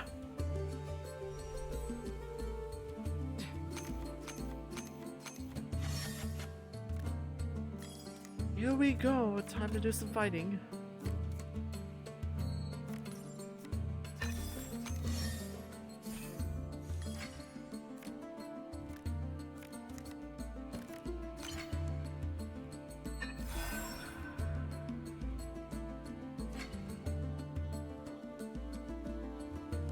So, starting with this chapter, hyena cards have become available to play.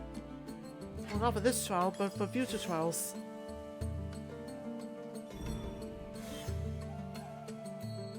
So, things are about to get very tricky.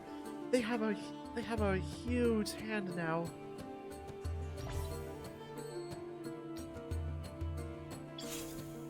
Which means I need Cerkles to do some damage and take cards away from them.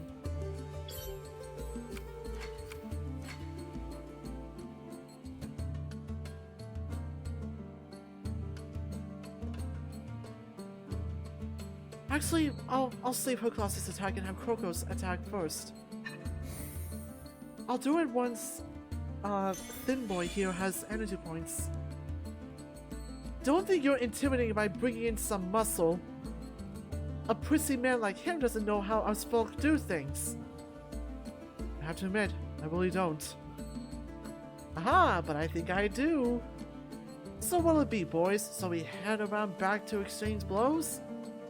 This isn't the time, Zoomies! You're meant to be protecting us, you know. Now that's Cerkles' specialty. Even if he fails, I'm gonna keeping others' paws tied. After all, everyone deserves a good time, no matter the fight.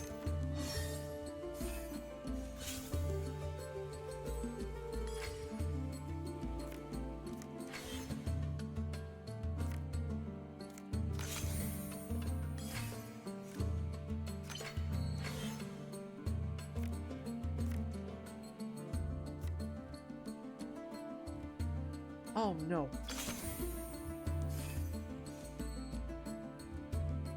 Wait, how is he still getting more cards?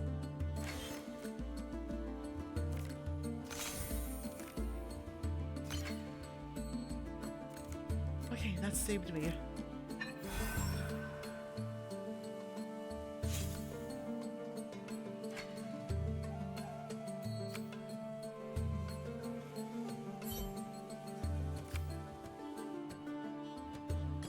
Oh no!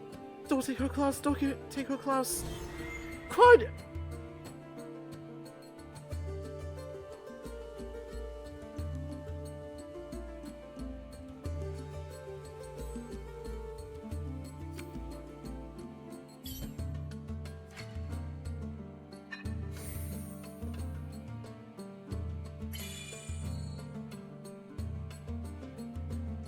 Gah!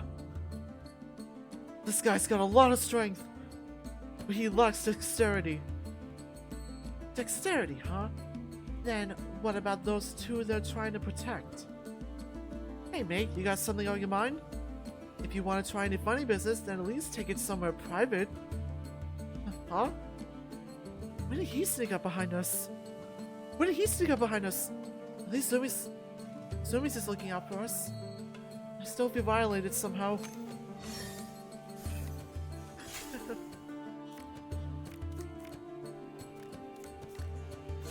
Okay, we'll draw a card.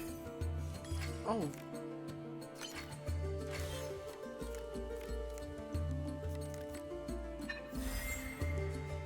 Yeah, this is getting really tricky.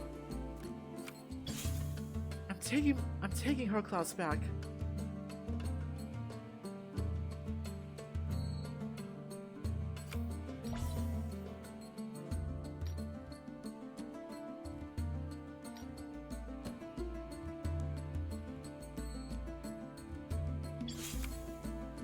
And I'm gonna bring Cerkles in so I can do some healing.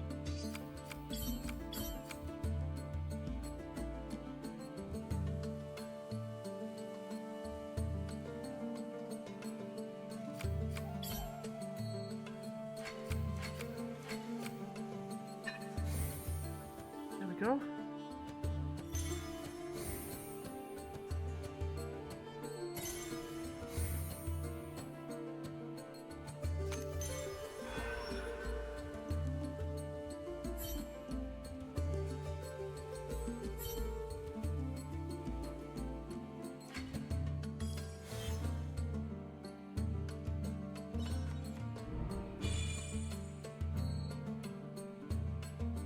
We can't really help in a fight.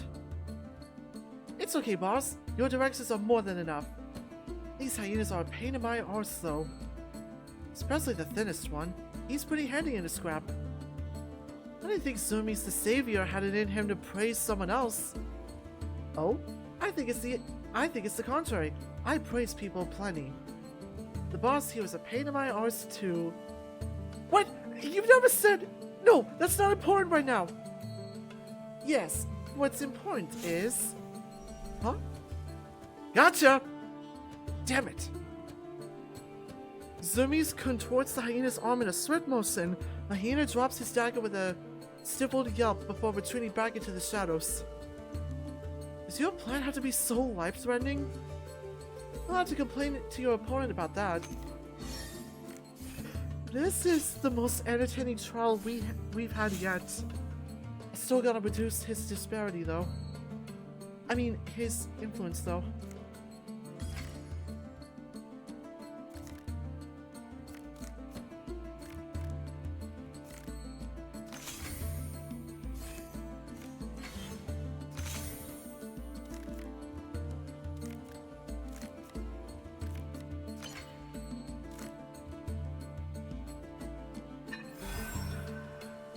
Okay, I feel like I'm in a pretty good position.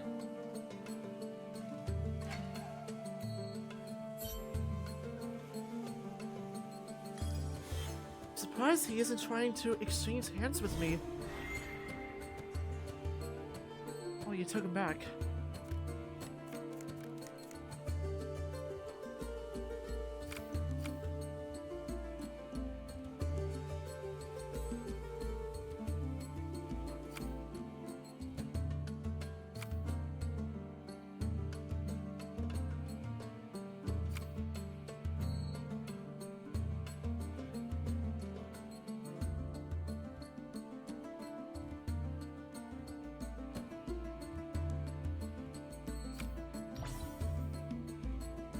No, I could gamble and have Zermes do something.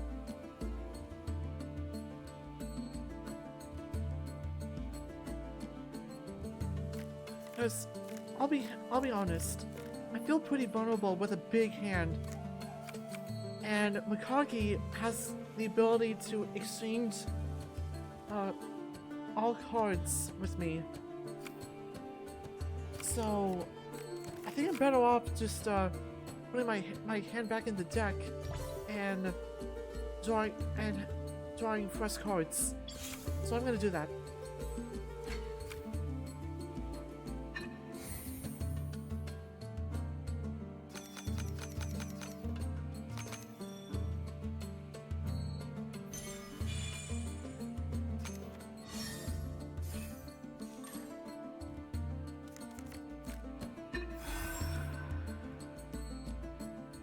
None of us.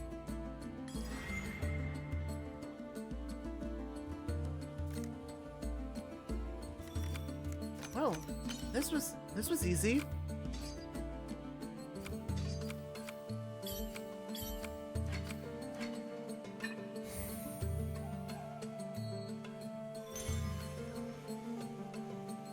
Come on, you have no reason to fight us. We won't surrender! Well, fellas, your boss seems to be lost in thought. I'm just thinking about how to take you down. Oh, I know. Zumi's deflects a dagger thrown at Vetus. If you keep aiming for the same target, you'll keep on missing it. I'm scared. This is really serious. Don't worry, our big bull is here to save the day. Are you done yet? We don't intend to harm you. Zumis walks up to the thinnest hyena and hands his dagger back to him. You should check on your brothers. Cerkles raises his spear as the other 3 hyenas fall to the ground. It's finally over.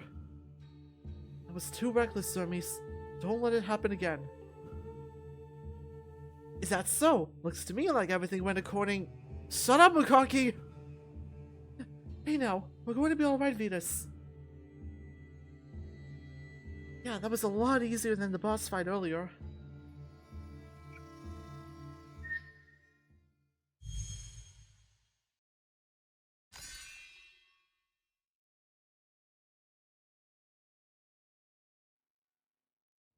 Easy, easy! We don't want to fight! What do you all want with us?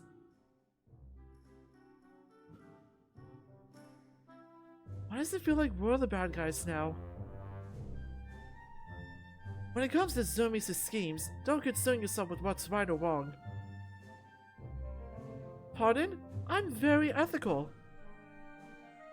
I'm very ethical. Your options just happen to be different than mine. Your opinions look the same to me. Hey, can you 3 zip it? The hyenas look like they're about to cry. What? Oh, come on now. There's nothing to be scared of. I just want to ask you guys for some information. What do you want to know? Nothing much. I'm sure you know where all the government's relief supplies have gone, don't you?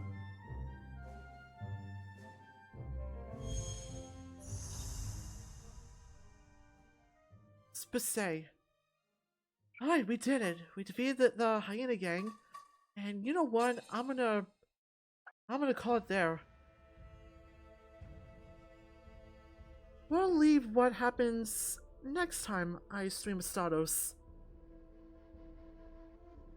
I'm pretty excited to do the rest of Pro Bono Publico on the next Astatos stream.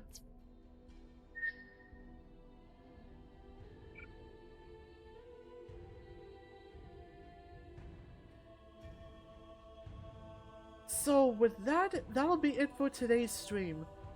So, thank you for watching, everyone. I really appreciate it.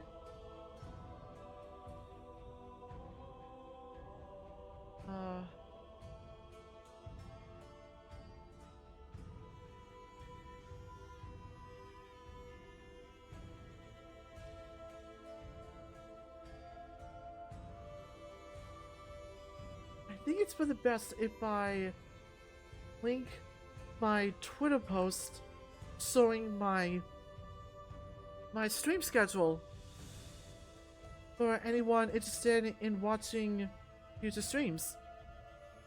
So there'll be no stream Monday or Tuesday, but we are going to continue Tales of Arise Wednesday, do another Arise stream on Thursday. Friday will be Fortnite. And Saturday will be, well, maybe be a stream day? I don't know. We'll see. Anyway, if you enjoyed the stream, like... Oops, I almost said like and comment. Follow the channel and turn on notifications so you don't miss future streams. And if you really enjoyed the stream, you can subscribe to the channel. It'll give you access to the Omo emote and my other emotes that you can use outside of this stream. It's not a requirement, but any support, big or small, is much appreciated. And with that being said, I'm gonna look for someone to raid, so give me a moment.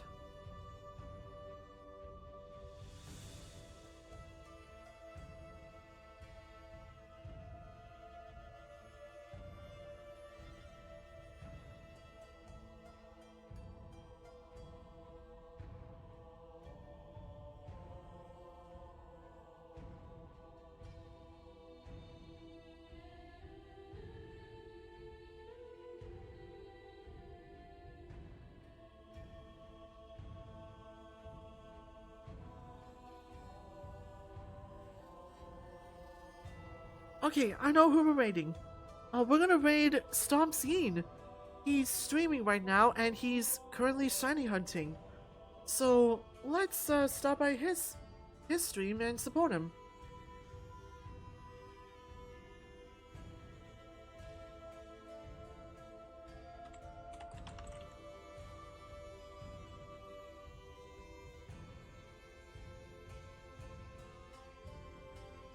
There, the raid has started. Thank you again for watching, everyone. I hope you enjoyed the stream. I hope you have a good rest of your day. And I will see you next time. Bye.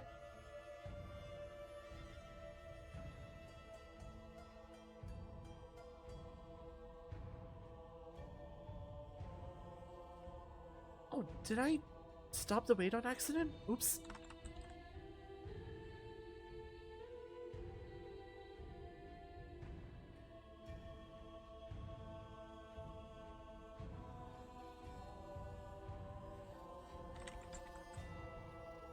Ah, stop. Okay, I'm not gonna close the window this time. There, the raid has started. I'll see you guys next time. Bye.